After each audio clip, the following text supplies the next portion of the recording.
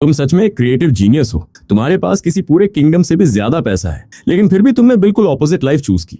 बस चिल करना, आराम से जीना, किसी चीज की टेंशन ना लेना। कभी सोचा भी नहीं था कि तुम्हारी बाकी की पूरी लाइफ ऐसे ही निकल जाएगी। लेकिन फिर एक दिन सब कुछ बदल गया, क्योंकि देश की सबसे पॉपुलर सुपरस्टार अचानक अकेले तुम्हारे दरवाजे पर आ खड़ी हुई। और आते ही उसने ऐसी बात कही जिसने तुम्हारी पूरी दुनिया हिला दी। उसने कहा कि तुम्हारी एक 3.5 साल की बेटी है। इस वक्त तुम दोनों एक फैंसी कैफे में बैठे हो। तुम अपने अंदर उठ रहे इमोशंस को मुश्किल से कंट्रोल करते हुए पूछते हो, मतलब मेरी एक बेटी है? लिंकिंगू धीरे से अपना कप उठाती है, एक सिप लेती है और सिर हिलाती है। हाँ, उसका नाम लिनहोम है। उसकी आंखों में हल्की सी चमक दिखाई देती है। वो साफ समझ सकती है कि ये बात तुम्हारे लिए कितनी शॉकिंग है। सच कहें तो वो खुद भी तुम्हें ये सब बताना नहीं चाहती थी। आखिर लिनहो मू वो खजाना थी जिसे उसने पूरे 10 महीने अपने अंदर रखा था। अपनी बेटी के लिए वो दुनिया से छिप सकती थी, सब कुछ छोड़ सकती थी। लेकिन अब लिनहो मू किंडरगार्टन जाने लगी थी, और जब से उसने दूसरे बच्चों को उनके डैड्स के साथ आते जाते देखा था, उसके दिल में कुछ बदलने लगा था। उसने अपने डैड को जन्म से कभी नहीं देखा था, फिर भी उसके अंदर वो नेचुरल लॉन्गिंग खत्म नहीं हो रही थी। वो छोटी सी बच्ची बहुत समझदार थी, हमेशा अपनी मॉम को परेशान ना करने की कोशिश करती थी। लेकिन बच्चे आखिर बच्चे ही होते हैं,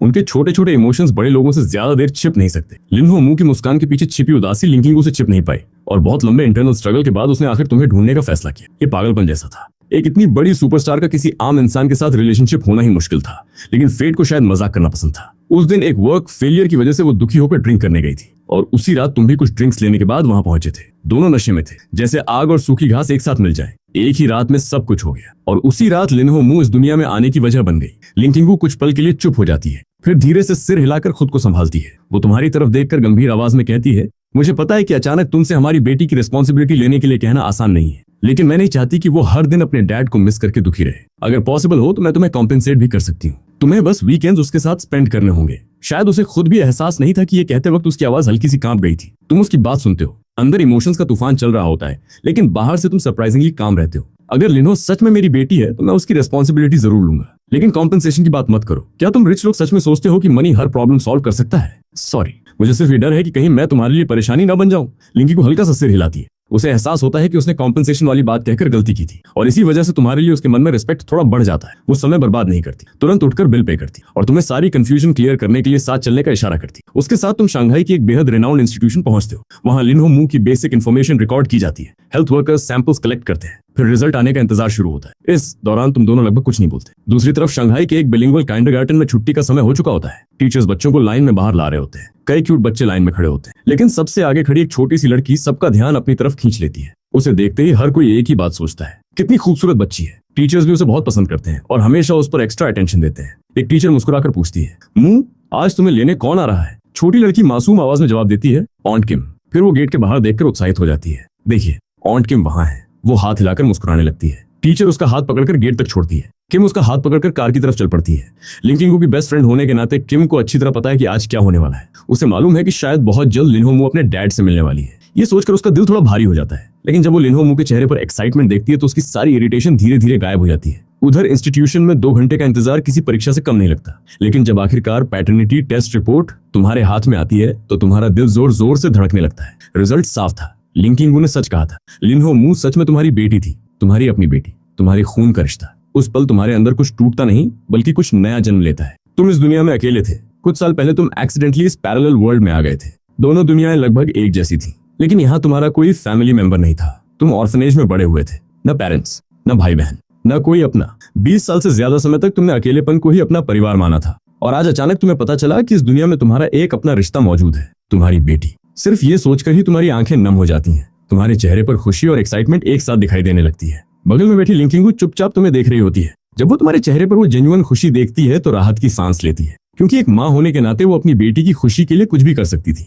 लेकिन अगर तुमने जरा सा भी इंपेशेंस दिखाया होता, अगर तुम रिस्पॉन्सिबिलिटी से भागना चाहते, तो वो बिना एक सेकंड सोचे तुम्हारी तरफ पीट कर लेती। वो कभी अपनी बेटी को ऐसे इंसान के हवाले नहीं करती जो उससे प्यार ना करता हो, चाहे वो उसका बायोलॉजिकल फादर ही क्यों ना हो। तुम धीरे से हंसते हुए आंखें पोंछते हो। सॉरी, मैं थोड़ा ज्यादा इमोशनल हो गया था। मैं हमेशा से अकेला रहा हूँ, इसलिए खुद को कंट्रोल नहीं कर पाया। लिंकिंगू सिर हिलाती है जैसे उसे कोई फर्क नहीं पड़ा हो, लेकिन अंदर कहीं उसके दिल में हल्की सी हलचल होती है। कैमरास के सामने सालों बिताने की वजह से वो लोगों के एक्सप्रेशंस पढ़ने में एक्सपर्ट बन चुकी थी, और उसे पूरा यकीन था कि तुम्हारे चेहरे पर दिखाई देने वाली खुशी बिल्कुल फेक नहीं थी। कुछ देर बाद वो धीरे से कहती है, तुम्हारी बेटी की स्कूल छुट्टी होने वाली है। मैं तुम दोनों की मुलाकात अरेंज कर देती हूँ। तुम तुरंत सिर हिलाते हो। आंखों में नमी अब भी मौजूद होती है। ठीक है, थैंक यू, सच में बहुत बहुत थैंक यू। इतना कहते हुए तुम्हारी आवाज भर्रा जाती है। क्योंकि कुछ ही देर बाद तुम पहली बार अपनी बेटी से मिलने वाले थे। तुमने बिना किसी हिचकिचाहट के पैटर्निटी टेस्ट रिपोर्ट को उठाया और सीधे पास वाले ट्रैश बिन में फेंक दिया। ये देखकर लिंकिंगू, जो अपनी बालों की लट ठीक कर रही थी, अचानक रुक गई। उसकी भौहें हल्की सी सिकुड़ गईं। उसे सच में समझ नहीं आया कि तुम ऐसा क्यों कर रहे हो। आखिर वो देश की सबसे फेमस एक्ट्रेसेस में से एक थी, उसके करोड़ों फैंस थे। अगर तुम्हारे इरादे गलत होते और तुम उस रिपोर्ट का इस्तेमाल करके उसे ब्लैकमेल करना चाहते तो शायद वो मजबूर होकर तुम्हारी कई बातें मान भी लेती। उन कुछ कागजों की कीमत लाखों में नहीं करोड़ों में हो सकती थी। आखिर वो एक रात की आउटिंग पर भी दसियों लाख खर्च कर देती थी। ड्राइवर ने रियर मिरर से तुम्हें देखा और मन ही मन सिर हिला दिया। सच में कैरेक्टर नाम की भी कोई चीज होती है, लेकिन तुमने बस हल्की सी मुस्कान दी। तुम मेरी बेटी की माँ हो, अकेले उसे कैरी किया, जन्म दिया, इतने साल अकेले उसे रेज किया। अगर उसके बाद भी मैं तुम्हें धमकाकर या प्रेशर डालकर कुछ हासिल करने की कोशिश करूं तो उससे ज्यादा घटिया इंसान कोई नहीं होगा। इतना कहकर तुमने आगे कदम बढ़ा दिए। चलो, मेरी बेटी मेरा इंतजार कर रही है। तुम्हारे शब्द लिंकिंगू के कानों में देर तक गूंजते रहे।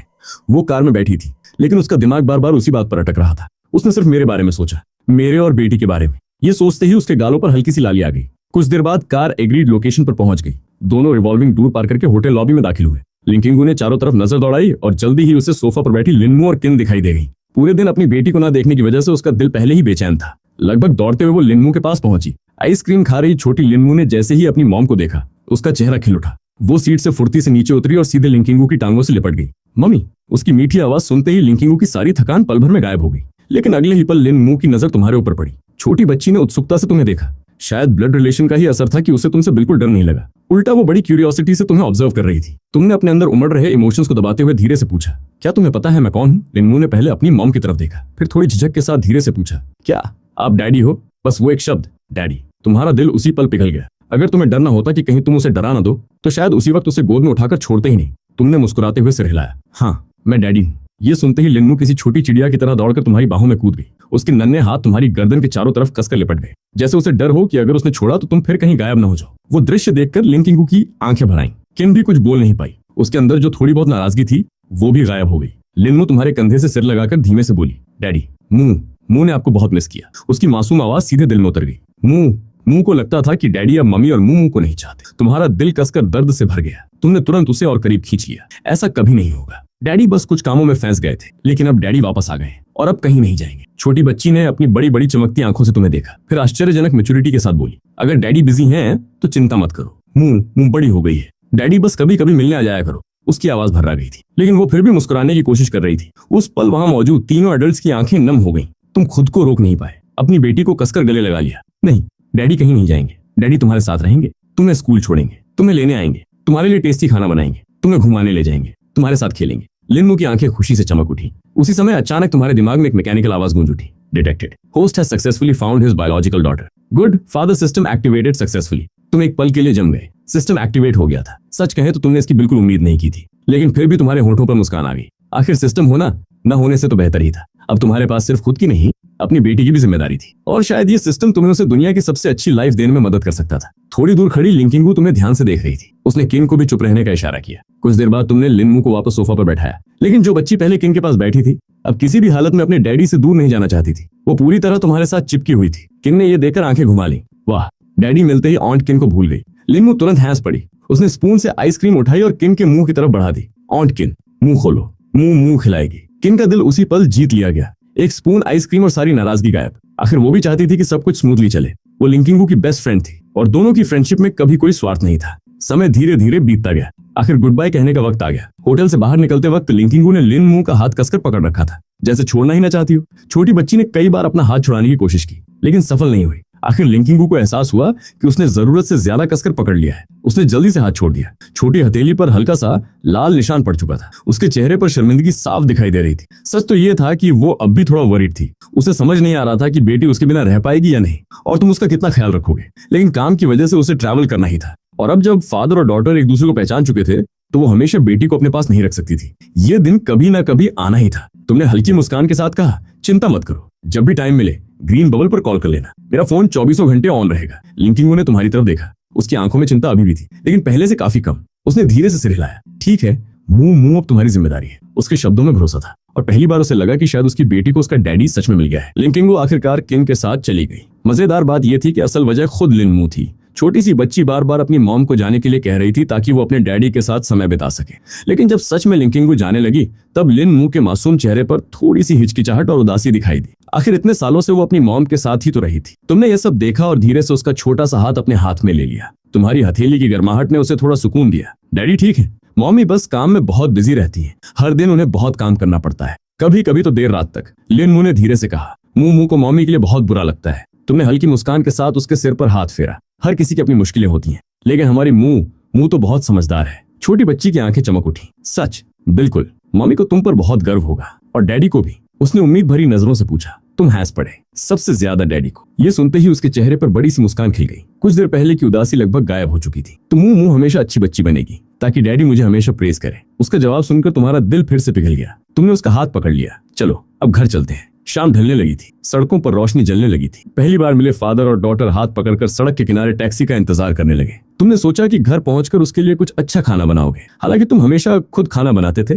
फिर भी तुम्हें थोड़ी चिंता थी कि कहीं उसे तुम्हारे हाथ का खाना पसंद ना आए। तभी बगल में बैठी लिन्नू ने सिर उठाकर पूछा, डैडी क्या आपको मिन्स्ड बीफ फ्राइज बनानी आती है? तुम मुस्कुराए। बिल्कुल आती है। मुंह वही खाना चाहती है। बनाना तो आसान है, डैडी को बस डर है कि तुम्हें पसंद आएगी या नहीं। छोटी बच्ची ने तुरंत सिर हिला दिया। ऐसा नहीं है, मुंह को डैडी के हाथ का सब खाना पसंद आएगा। इतना कहकर वो फिर तुम्हारी बाहों में घुस गई। टैक्सी ड्राइवर ये सब देखकर खुद को मुस्कुराने से नहीं रोक पाया। उसके मन में बस एक ही ख्याल आया, काश मेरी भी ऐसी बेटी होती। कुछ देर बाद टैक्सी शंघाई के सबसे लग्जूरियस रेजिडेंशियल एरियाज में से एक के सामने रुक गई। तुमने किराया दिया और लीन मुंह को गोद में उठाकर बाहर निकल आए। सिक्योरिटी गार्ड्स ने तुम्हें देखते ही गेट खोल दिया। ड्राइवर ने यह देखकर गहरी सांस ली। उसे लगा था कि कोई बिलियनर होगा जो अपनी लग्जरी कार छोड़कर टैक्सी में घूम रहा है, लेकिन सच उससे भी ज्यादा शॉकिंग था। लिन्नू तुम्हारी गोद में चुपचाप लेटी हुई ऊपर इमारतों की तरफ देख रही थी। डैडी क्या आप यहाँ रहते हो? तुमने मुस्कुराकर कहा। अब से तुम भी यही रहोगी? सच? उसकी आंखें चमक उठी। फिर अगले ही पल उसने पूरी सीरियसनेस के साथ कहा, मुझे कहीं भी रहना मंजूर है, बस मम्मी भी हमारे साथ रहें।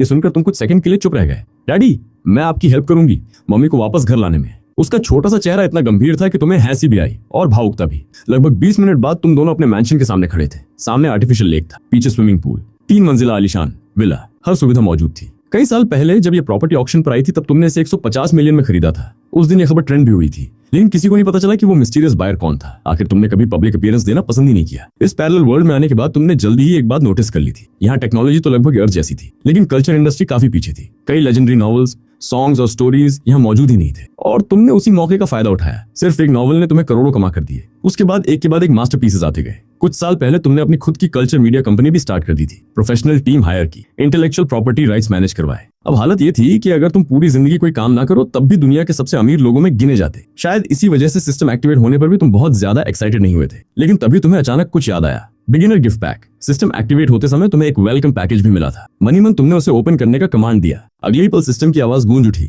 डिंग, beginner gift pack open successfully, congratulations host. तुम आगे सुनने ही वाले थे कि अचानक तुम्हारी शर्ट खींची। नीचे देखा तो लिन मू चिंता से तुम्हें देख रही थी। कोर्टयार्ड में एंटर करने के बाद से तुम कई बार सोचों में खो गए थे। डैडी सब ठीक है ना? उसकी छोटी सी आवाज सुनकर तुम्हारा दिल गर्माहट से भर गया। तुम झुककर उसके गाल को हल्के से दबाते हुए बोले, सब बिल्कुल ठीक है। डैडी बस कुछ सोच रहे थे। पक्का? पक्का तो चलो जल्दी घर चलते हैं। डैडी ने कहा था कि मिन्स्ड बीफ राइस बनाएंगे। उसकी बात सुनकर तुम हंस पड़े। ठीक है डैडी अभी बनाते हैं। ये छोटी बच्ची खुशी से उछल पड़ी। तुमने दरवाजा खोला और दोनों अंदर दाखिल हुए। विशाल लिविंग रूम देखकर भी लिन मू ज्यादा एक्साइटेड नहीं हुई, बल्कि उसकी पहली चिंता कुछ और थी। डैडी मैं कहाँ बैठूं ताकि आपको परेशान ना करूं? उसकी समझदारी देखकर तुम कुछ पल के लिए चुप रह गए। ये साफ दिखाई दे रहा था कि लिंकिंगो ने उसे कितने प्यार और अच्छे संस्कारों के साथ बड़ा किया था। तुमने उसके सिर पर हाथ फेरा। परेशान? मुंह कभी डैडी को परेशान नहीं कर सकते। फिर तुमने चारों तरफ नजर घुमाई। मुंह जब तक डैडी खाना बनाते हैं क्या तुम टीवी देखना चाहोगी या थोड़ा रेस्ट करोगी? छोटी बच्ची ने तुरंत सिर हिलाया। मेरी चिंता मत करो डैडी, जब मम्मी काम में बिजी होती हैं तब मैं कंप्यूटर पर कार्टून्स देख लेती हूँ। तुमने मुस्कुराकर उसका हाथ पकड़ लिया। तो फिर आज डैडी तुम्हें कुछ और भी मजेदार दिखाते हैं, चलो मेरे साथ। लिन मू की आंखों में तुरंत क्यूरियोसिटी चमक उठी। वो खुशी खुशी तुम्हारे पीछे चल पड़ी और इसी तरह फादर और डॉटर की नई जिंदगी का पहला दिन सच में शुरू हुआ। इतना कहकर तुम लिन मू को अपने प्राइवेट ऑफिस में ले गए। मुंह डैडी अभी तुम्हारे लिए डिनर बनाते हैं, तब तक तुम यहाँ खेल सकती हो। ठीक है, फ्रिज में जूस और मिल्क रखा है, लेकिन ज्यादा मत पीना, थोड़ी देर में खाना खाने वाले हैं। छोटी बच्ची ने बिना सिर घुमाए जवाब दिया। ठीक है डैडी। बात करते करते वो बड़ी फुर्ती से चेयर पर चढ़ गई और कंप्यूटर ऑन कर दिया। कुछ ही सेकंड में उसका फेवरेट कार्टून स्क्रीन पर चलने लगा। भले ही लिन म्यू अपनी उम्र के बच्चों से कहीं ज्यादा समझदार और मैच्योर थी, लेकिन आखिर वो एक छोटी बच्ची ही थी। कार्टून्स के सामने उसकी सारी मैच्योरिटी गायब हो जाती थी। उसे कार्टून में पूरी तरह डूबा देखकर तुम मुस्कुराए। उसके लिए जूस का एक ग्लास रखकर चुपचाप किचन की तरफ निकल गए। मैंशन का किचन किसी लग्जरी रेस्टोरेंट से कम नहीं था। हर तरह के यूटेंसिल्स मौजूद थे। फ्रिज में ताजी वेजिटेबल्स, फ्रूट्स और इंग्रेडिएंट्स भरे हुए थे। क्योंकि तुम्हें घर पर खाना बनाना पसंद था, इसलिए एक प्रोफेशनल टीम हर 3 दिन में सारे इंग्रेडिएंट्स रिप्लेस कर देती थी। हर छोटी चीज में लग्जरी और एलिगेंस झलकती थी। सिस्टम से मिलने वाले स्टेट बैंक्वेट कुकिंग एक्सपीरियंस के बाद तुम्हारी कुकिंग स्किल्स और भी खतरनाक लेवल पर पहुंच चुकी थी। किचन में चाकू चलने की आवाज, मसालों की खुशबू और उबलते हुए स्ट्यू की महक धीरे धीरे पूरे मैंशन में फैलने लगी। दूसरी तरफ लिनमू कार्टून खत्म होने के बाद बोर्ड होने लगी। उसने कंप्यूटर पर इधर उधर क्लिक करना शुरू किया। तभी उसकी नजर डेस्कटॉप पर पड़े एक फोल्डर पर गई। फोल्डर का नाम था म्यूजिक। क्यूरियस होकर उसने उसे ओपन कर दिया। अगले ही पल उसकी आंखें गोल हो गई। अंदर दर्जनों सॉन्ग्स थे और हर सॉन्ग के सिंगर के नाम पर एक ही नाम लिखा था, लिन किंगू। छोटी बच्ची हैरान रह गई। डैडी गाना भी गाते हैं? उसकी आंखों में एक्साइटमेंट चमक उठी। उसने बिना देर किए एक सॉन्ग प्ले कर दिया। सॉन्ग का नाम था लिटिल हैप्पीनेस। जैसे ही म्यूजिक शुरू हुआ, पूरे रूम का माहौल बदल गया। सॉफ्ट मेलोडी हवा में तैरने लगी। लिन मुंह की आंखें चमक उठी। वो चेयर पर बैठी बैठी धीरे धीरे गुनगुनाने लगी। उसे खुद भी नहीं पता चला कि कब वो पूरी तरह उस सॉन्ग में खो गई। उसी समय दूसरी तरफ लिन किंगू और किन एयरपोर्ट की तरफ जा रही थी। कार के अंदर अजीब सी खामोशी थी। दोनों बाहर से शांत थीं, लेकिन अंदर से लिनमू की चिंता कर रही थी। तभी किन के फोन पर एक नोटिफिकेशन आया। मैसेज पढ़ते ही उसका चेहरा गुस्से से लाल हो गया। ये कंपनी वाले पागल हो गए हैं क्या? उसने लगभग चिल्लाते हुए कहा। स्क्रिप्ट फाइनलाइज हो चुकी थी। फीमेल लीड तुम्हें मिल चुकी थी। अब अचानक किसी और को रोल दे दिया। किन का गुस्सा 7वें आसमान पर पहुंच गया। अगर मौका मिलता तो वो अभी इंटरनेट पर जाकर प्रोड्यूसर को जिंदा खा जाती, लेकिन लिन किंगू सरप्राइजिंगली शांत थी। उसने बस धीरे से सिर हिलाया। छोड़ो, शायद यही बेहतर है। किन को अपनी बेस्ट फ्रेंड की बात सुनकर और गुस्सा आ गया। बेहतर? तुमने उस रोल के लिए कितनी मेहनत की थी। स्क्रिप्ट दर्जनों बार पढ़ी थी। लिन किंगू ने कार की विंडो के बाहर देखते हुए हल्की मुस्कान दी। उस ड्रामा की शूटिंग बहुत लंबी थी। शायद मैं मूमू के साथ टाइम नहीं बिता पाती। अब कम से कम उसकी चिंता थोड़ी कम है। किन ने माथा पकड़ लिया। तुम बहुत अच्छी हो। कोई तुम्हें क्लियरली टारगेट कर रहा है। मुझे पता लगाने दो कौन है। मैं उसकी जिंदगी मुश्किल बना दूंगी। लिन किंगू हंस पड़ी, लेकिन तभी किन के मुंह से एक नाम निकला। कमर्शियल खत्म होते ही मैं एवोडॉन कल्चर एंड मीडिया जाकर बात करूंगी। ये नाम सुनते ही लिन किंगू कुछ सेकंड के लिए चुप हो गई। पता नहीं क्यों, लेकिन उसी पल तुम्हारा चेहरा उसके दिमाग में उभर आया। वो खुद भी समझ नहीं पाई कि ऐसा क्यों हुआ। उसने जल्दी से सिर झटक दिया, लेकिन तुम्हारी मुस्कान उसके दिमाग से हट ही नहीं रही थी। उधर मैंशन में खाना लगभग तैयार हो चुका था। स्ट्यूड बीफ राइस की खुशबू पूरे घर में फैल चुकी थी। तुमने 2 बोल्स में चमकते हुए सफेद चावल निकाले, ऊपर से बीफ स्ट्यू डाला, फिर ट्रे उठाकर ऑफिस की तरफ चल पड़े। दूर तक पहुंचने से पहले ही तुम्हें अंदर से म्यूजिक सुनाई दिया, उसके साथ एक छोटी सी आवाज भी। लिनमू गाने के साथ गुनगुना रही थी। तुम कुछ सेकंड दरवाजे पर खड़े होकर सुनते रहे, फिर मुस्कुराते हुए डोर खोल दिया। मुंह खाना तैयार है। अचानक तुम्हें सामने देखकर लिनमू हल्का सा उछल गई, लेकिन अगले ही पल उसकी आंखें एक्साइटमेंट से भर गईं। डैडी। वो चेयर से कूदकर नीचे आई। ये सारे सॉन्ग्स डैडी ने गाए हैं। उसकी आंखों में एडमिरेशन साफ दिखाई दे रही थी। ऐसा लग रहा था जैसे वो किसी सुपर हीरो को देख रही हो। तुम हंस पड़े। हाँ, डैडी ने ही गाए हैं। बहुत अच्छे हैं, सच बहुत बहुत अच्छे। छोटी बच्ची ने तुरंत तुम्हें गले लगा लिया। मुझे बहुत पसंद आए। तुम्हारा दिल खुशी से भर गया। तुमने उसकी नाक हल्के से दबाई। अगर तुम्हें पसंद है तो डैडी हर रात तुम्हारे लिए गाना गाएंगे। सच? बिल्कुल। फिर सोने से पहले मुझे सॉन्ग सुनना है। सॉन्ग्स भी, फेरी टेल्स भी। Fairy tales? उसकी आंखें और चमक गई। हाँ, डैडी को बहुत सारी स्टोरीज आती हैं। लिन मुंह खुशी से उछल पड़ी, लेकिन तभी तुमने उसका सिर सहलाते हुए कहा, लेकिन पहले एक प्रॉमिस करना होगा। क्या? उसने तुरंत पूछा। तुमने मुस्कुराकर जवाब दिया, पहले खाना ठीक से खाना होगा। छोटी बच्ची ने पूरी सीरियसनेस के साथ सिर हिलाया। प्रॉमिस। फिर फादर और डॉटर हाथ पकड़कर डाइनिंग रूम की तरफ चल पड़े। जैसे ही लिनमू ने टेबल पर रखा स्ट्यूड बीफ राइस देखा, उसकी आंखें चमक उठी। गर्मा गर्म भाप उठ रही थी। बीफ की खुशबू पूरे रूम में फैली हुई थी। छोटी बच्ची ने गहरी सांस ली और खुशी से चिल्लाई, डैडी इसकी स्मेल तो अमेजिंग है। उसके चेहरे पर इतनी खुशी थी कि तुम्हें लगा शायद दुनिया का सबसे कीमती अवार्ड भी इस मुस्कान के सामने कुछ नहीं था। वाह डैडी, इसकी खुशबू तो बहुत ज्यादा अच्छी है। लिनमू ने अपनी छोटी नाक फड़फड़ाते हुए इतनी बड़ी रिएक्शन दी कि तुम्हारा दिल तुरंत पिघल गया। तुम ऐसे बिना नहीं रह पाए। सामने डाइनिंग टेबल पर रखा स्ट्यूड बीफ राइस सच में कमाल लग रहा था। तुमने बोल उठाया, फिर गाढ़ी लाल भूरी ग्रेवी का एक बड़ा स्पून लिया और उसे सफेद चावलों के ऊपर धीरे धीरे डाल दिया। कुछ ही सेकंड में हर दाना उस रिच सॉस को सोखने लगा। उसके बाद ऊपर से नरम और अच्छी तरह पका हुआ मिंस्ड बीफ डाल दिया। सिर्फ देखने भर से किसी का भी मुंह पानी से भर जाए। तुमने बोल उसकी तरफ बढ़ाया। चलो खाना शुरू करो, और अगर कुछ और खाने का मन करे तो डैडी को बता देना। डैडी सब कुछ बना सकते। पहली बार डैड बने हुए मुश्किल से कुछ घंटे हुए थे, लेकिन तुम इतनी जल्दी इस रोल में ढल गए थे कि खुद तुम्हें भी हैरानी हो रही थी। शायद सच में हर फादर अपनी बेटी के लिए कुछ भी कर सकता है। उस पल तो तुम्हें ऐसा लग रहा था कि दुनिया की कोई ताकत अब लिनमू को तुमसे दूर नहीं कर सकती। पहला बाइट डैडी खाएंगे, इतना कहकर लिनमू ने स्पून उठाया, राइस और बीफ का छोटा सा बाइट लिया और सीधे तुम्हारे मुंह की तरफ बढ़ा दिया। उसकी इस हरकत ने तुम्हारा दिल पूरी तरह जीत लिया। तुमने बिना मना किए बाइट खा लिया। कैसा है? उसने उम्मीद भरी नजरों से पूछा। तुमने एक्सैजरेटेड एक्सप्रेशन बनाया। दुनिया का सबसे स्वादिष्ट बाइट। लिनमू तुरंत खिलखिलाकर हंस पड़ी। फिर उसने खुद खाना शुरू कर दिया। पहले तो उसे भूख नहीं थी, लेकिन किचन से आती बीफ राइस की खुशबू ने उसका पेट पहले ही बगावत करवा दी थी। अब वो बड़े मजे से खाना खा रही थी। हर बाइट के साथ उसका चेहरा और खुश होता जा रहा था। कुछ देर बाद उसने अचानक स्पून नीचे रखा और बड़ी गंभीरता से पूछा, डैडी आप मम्मी को कब यहाँ लेकर आएंगे? तुम कुछ सेकंड के लिए चुप हो गए। मम्मी को भी यहाँ हमारे साथ रहना चाहिए। मम्मी को भी ये राइस बहुत पसंद आएगी। मैं चाहती हूँ कि मम्मी भी डैडी के हाथ का खाना खाएं। उसकी आंखों में इतनी उम्मीद थी कि तुमने नहीं कह पाए। आखिर लिंकिंग को यहाँ लाना सिर्फ तुम्हारे हाथ में नहीं था, लेकिन अपनी बेटी को निराश करना उससे भी मुश्किल था, इसलिए तुमने धीरे से सिर हिला दिया। अगली बार डैडी मम्मी के लिए भी बनाएंगे, लेकिन मम्मी यहाँ रहेंगी या नहीं ये मम्मी पर डिपेंड करता है। लिन मू की आंखें चमक उठी। कोई बात नहीं, मू डैडी की हेल्प करेगी, हम दोनों मिलकर मम्मी को मना लेंगे। उसकी बात सुनकर तुम हंस पड़े। शायद उसे लग रहा था कि स्ट्यूड बीफ राइस ही सबसे बड़ा वेपन है। खाना इतना स्वादिष्ट था कि जो बच्ची आमतौर पर बहुत कम खाती थी उसने आज 2 बोल्स खत्म कर दिए। अगर उसका छोटा सा पेट पूरी तरह भर नहीं गया होता तो शायद तीसरा बोल भी साफ कर देती। आखिर में वो चेयर पर पीछे झुक गई और अपने गोल हो चुके पेट पर हाथ फेरते हुए बोली, अब और नहीं खा सकती। उसे देखकर तुम मुस्कुरा दी। तुम्हारे लिए इससे बड़ी खुशी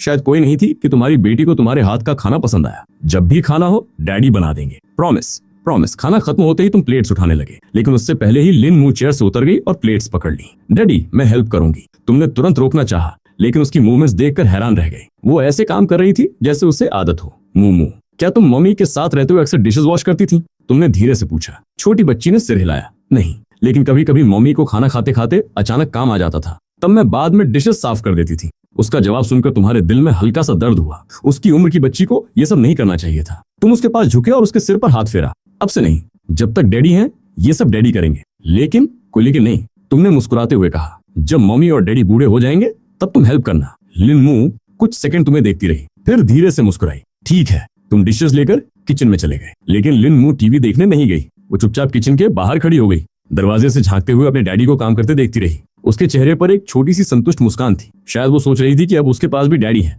डिनर के बाद तुम अपने स्टूडियो में आ गए। सिस्टम एक्टिवेट होने से पहले भी तुम्हारी आदत थी कि रोज थोड़ा समय राइटिंग के लिए निकालो। इस वक्त तुम जिस नॉवल पर काम कर रहे थे उसका नाम था परफेक्ट वर्ल्ड। पैसे कमाना तुम्हारा मकसद नहीं था, तुम्हारे पास वैसे भी जरूरत से कहीं ज्यादा पैसा था। असली वजह थी कि तुम इस नॉवल की एनिमेशन और मूवी एडेप्टेशन जितनी जल्दी हो सके देखना चाहते थे। पिछली जिंदगी में तुम हमेशा मजाक करते थे कि शायद एंडिंग देखने तक बूढ़े हो जाओगे, लेकिन अब इस पैरेलल वर्ल्ड में तुम्हारे पास इतना पैसा था कि अगर चाहो तो पूरी एनिमेशन खुद फंड कर सकते थे। बस पहले नॉवल कंप्लीट होनी चाहिए थी, इसलिए रोज 2 चैप्टर्स अपडेट करना तुम्हारी आदत बन चुकी थी। रीडर्स भी बिल्कुल भूखे भेड़ियों की तरह अगले अपडेट का इंतजार करते रहते थे। स्टूडियो में कंप्यूटर ऑन करते ही टाइपिंग की आवाज गूंजने लगी। तभी एक छोटी चेयर खिसकने की आवाज आई। लिन मू भी अपनी चेयर लेकर पास आ गई। उसने दोनों हाथ टेबल पर रखे और ठुड्डी उन पर टिका दी, फिर अपनी बड़ी बड़ी आंखों से तुम्हें कीबोर्ड पर उड़ती हुई उंगलियों के साथ देखने लगी। वाह।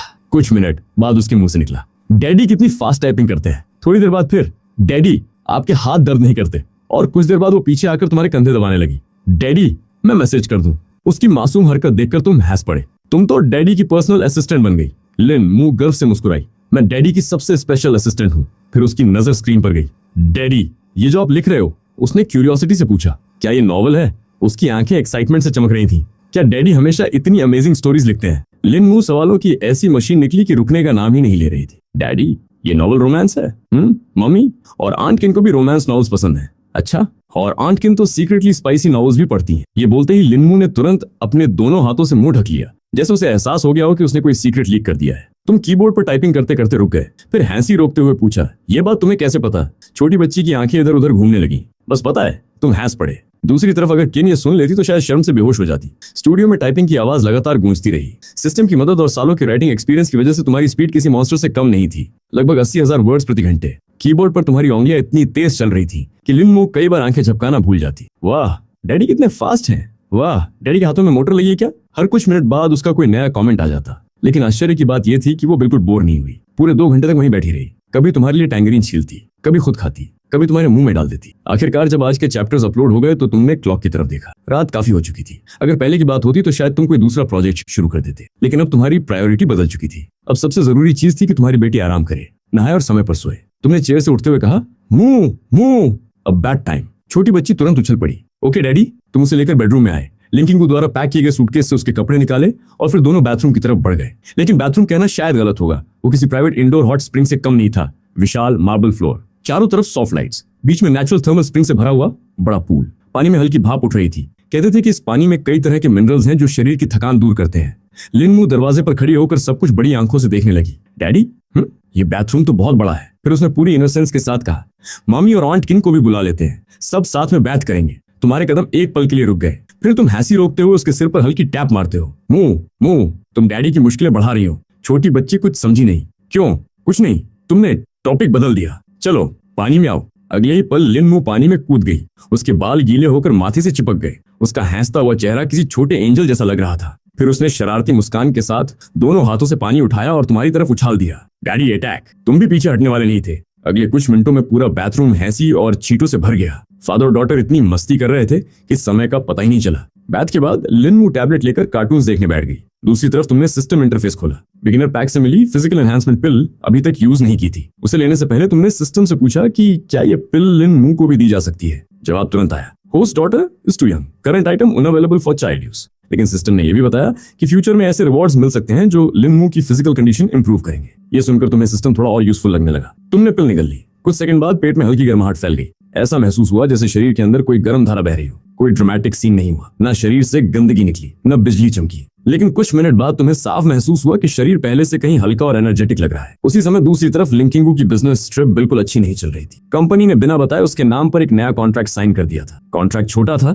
लेकिन उसकी वजह से उसे एक एक्स्ट्रा वीक बाहर रुकना पड़ रहा था। वर्कलोड दोगुना हो गया था, इनकम आधी कर दी गई थी, और सबसे बुरी बात, उसे पूरे एक हफ्ते तक अपनी बेटी से दूर रहना था, चाहे वो कितनी भी काम क्यों ना हो। अब इरिटेशन होना स्वाभाविक था। होटल कॉरिडोर में किन ने गुड बाय कहा, जल्दी सो जाना। लिंकिंगू ने सिर हिलाया। तुम भी। किन अपने कमरे में चली गई, लेकिन लिंकिंगू के मन में अजीब बेचैनी थी। वो रूम में वापस आई, फोन उठाया, चैट ऐप खोली और बिना ज्यादा सोचे वीडियो कॉल बटन दबा दिया। 20 सेकंड से भी कम समय में कॉल कनेक्ट हो गई। स्क्रीन पर जो दृश्य दिखाई दिया उसे देखकर उसके चेहरे पर तुरंत मुस्कान आ गई। लिन मू एक छोटी स्टूल पर बैठी थी, अपने पैर आगे पीछे झुला रही थी, और तुम उसके पीछे खड़े हेयर ड्रायर से उसके बाल सुखा रहे थे। ड्रायर लो स्पीड पर था ताकि आवाज कम हो। तुमने कैमरा की तरफ देखकर मुस्कुराया। मुंह मम्मी को हेलो बोलो। छोटी बच्ची तुरंत फोन के पास आ गई। मम्मी। लिंकिंगू का दिल तुरंत पिघल गया। पूरे दिन का स्ट्रेस जैसे गायब हो गया। मुमू ने आज क्या किया, बस फिर क्या था। लिनमू ने मशीन गन की तरह बोलना शुरू कर दिया। मम्मी, डैडी ने मेरे लिए राइस बनाया, बहुत टेस्टी था। डैडी सॉन्ग्स भी गाते हैं, डैडी स्टोरीज भी लिखते हैं, डैडी बहुत फास्ट टाइपिंग करते हैं, डैडी के मसल्स भी हैं। आखिरी सेंटेंस सुनकर लिंकिंगू की भौं हल्की सी उठ गई। उसकी नजर अनजाने में तुम्हारी तरफ गई, क्योंकि अभी तुम सिर्फ कैजुअल होम क्लोथ्स में थे और फिजिकल एनहांसमेंट पिल के बाद तुम्हारा शरीर पहले से भी ज्यादा फिट लग रहा था। लिंकिंगू तुरंत नजर हटाने की कोशिश करती है, लेकिन उसके गालों पर हल्की लाली आ जाती है। दूसरी तरफ लिन मू अभी भी एक्साइटेड थी। मम्मी, जब आप वापस आओगी ना, डैडी आपके लिए भी राइस बनाएंगे। फिर वो पूरी सीरियसनेस के साथ बोली, और मम्मी, आपको यहाँ आकर रहना चाहिए। ये सुनते ही कमरे में कुछ सेकंड के लिए खामोशी छा गई। लिंकिंगू का चेहरा हल्का लाल हो गया, और तुम भी अचानक समझ नहीं पाए कि क्या जवाब दो। लेकिन लिन मू को कोई फर्क नहीं पड़ा, क्योंकि उसके लिए दुनिया की सबसे नॉर्मल और सबसे जरूरी बात थी। आखिर उसके हिसाब से डैडी और मम्मी को एक ही घर में रहना चाहिए था। हाँ मम्मी, डैडी बहुत अच्छा गाते हैं, लिन मू ने तुरंत एक्साइटमेंट से कहा। फिर बिना किसी वार्निंग के उसने उसी सॉन्ग की एक लाइन गुनगुनानी शुरू कर दी। उसकी छोटी सी आवाज सरप्राइजिंगली सुर में थी। मुझे कोई बड़े बड़े सपने नहीं चाहिए, मैं बस ट्रैफिक लाइट को ब्लिंक करते देखता हूँ। वो पूरी लाइन तो याद नहीं रख पाई थी, लेकिन जितना याद था उतना पूरे कॉन्फिडेंस के साथ गा दिया। वीडियो कॉल के दूसरी तरफ बैठी लिंकिंगू कुछ सेकंड के लिए सच में चुप रह गई। सिर्फ वो ही नहीं, बल्कि तुम भी हैरान थे, क्योंकि लिन मू ने जो हिस्सा गाया था वो काफी सही सुर में था। तुमने हंसते हुए कहा, लगता है मुमू ने अपनी मम्मी का टैलेंट इनहेरिट किया है। लेकिन जवाब देने की बजाय लिंकिंगू कुछ खोई हुई सी लग रही थी। उसके गाल हल्के लाल थे। तुमने भौं उठाई। क्या हुआ? कुछ नहीं, उसने जल्दी से जवाब दिया। सॉन्ग अच्छा है। उसकी आवाज में हल्की घबराहट थी। तुम मुस्कुरा दिए। अगर तुम्हें पसंद आया तो मैं बाकी सॉन्ग भी भेज देता हूँ। ठीक है।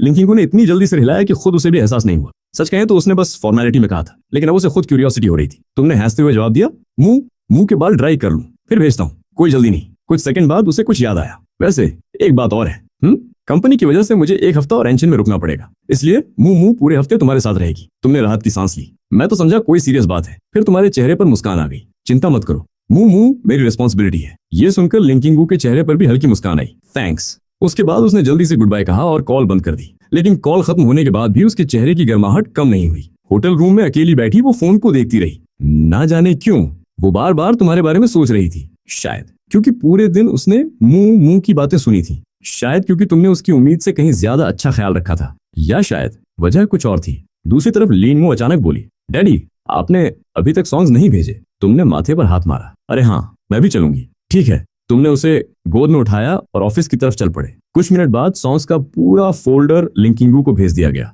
अब खुश? बहुत। लिन मू ने सिर हिलाया। अब सोएं। उस रात एंचिंग के होटल में लिंकिंगू को बिल्कुल नींद नहीं आई। क्यूरियोसिटी में उसने सॉन्ग्स ओपन किए। पहले उसने कैजुअली सुनना शुरू किया, लेकिन कुछ ही मिनटों में उसकी एक्सप्रेशन बदल गई। एक सॉन्ग खत्म हुआ, फिर दूसरा, फिर तीसरा। हर सॉन्ग अलग था। कहीं अधूरा प्यार था, कहीं बिछड़ने का दर्द, कहीं छोटी छोटी खुशियां, कहीं वो इमोशंस जो दिल के सबसे गहरे हिस्से को छू जाएं। सबसे शॉकिंग बात यह थी कि हर फाइल के नीचे एक ही नाम लिखा था, lyrics by Lyndon, compose by Lyndon, perform by Lyndon. लिंकिंगू स्क्रीन को देखती रह गई। इंडस्ट्री में सालों रहने के बाद वो अच्छी तरह जानती थी कि ओरिजिनल कंपोजिशन कितनी मुश्किल चीज होती है। सिंगर मिल जाते हैं, लिरिसिस्ट भी मिल जाते हैं, लेकिन एक इंसान जो लिरिक्स लिखे, कंपोजिशन करे और खुद गाए भी, ऐसे लोग बहुत कम होते हैं। उसके मन में तुम्हारी इमेज बार बार और मिस्टीरियस होती जा रही थी। उस रात उसने एक के बाद एक सारे सॉन्ग सुन डाले, फोन की बैटरी खत्म होने तक, और जब बैटरी फाइनली डेड हुई तब भी उसके कानों में वही मेलोडीज गूंज रही थी। अगली सुबह होटल रूम, किन हमेशा की तरह सुबह जल्दी उठ गई, लेकिन जब वो लिंकिंगू को जगाने पहुंची तो दरवाजा खुलते ही उसकी आंखें फैल गईं।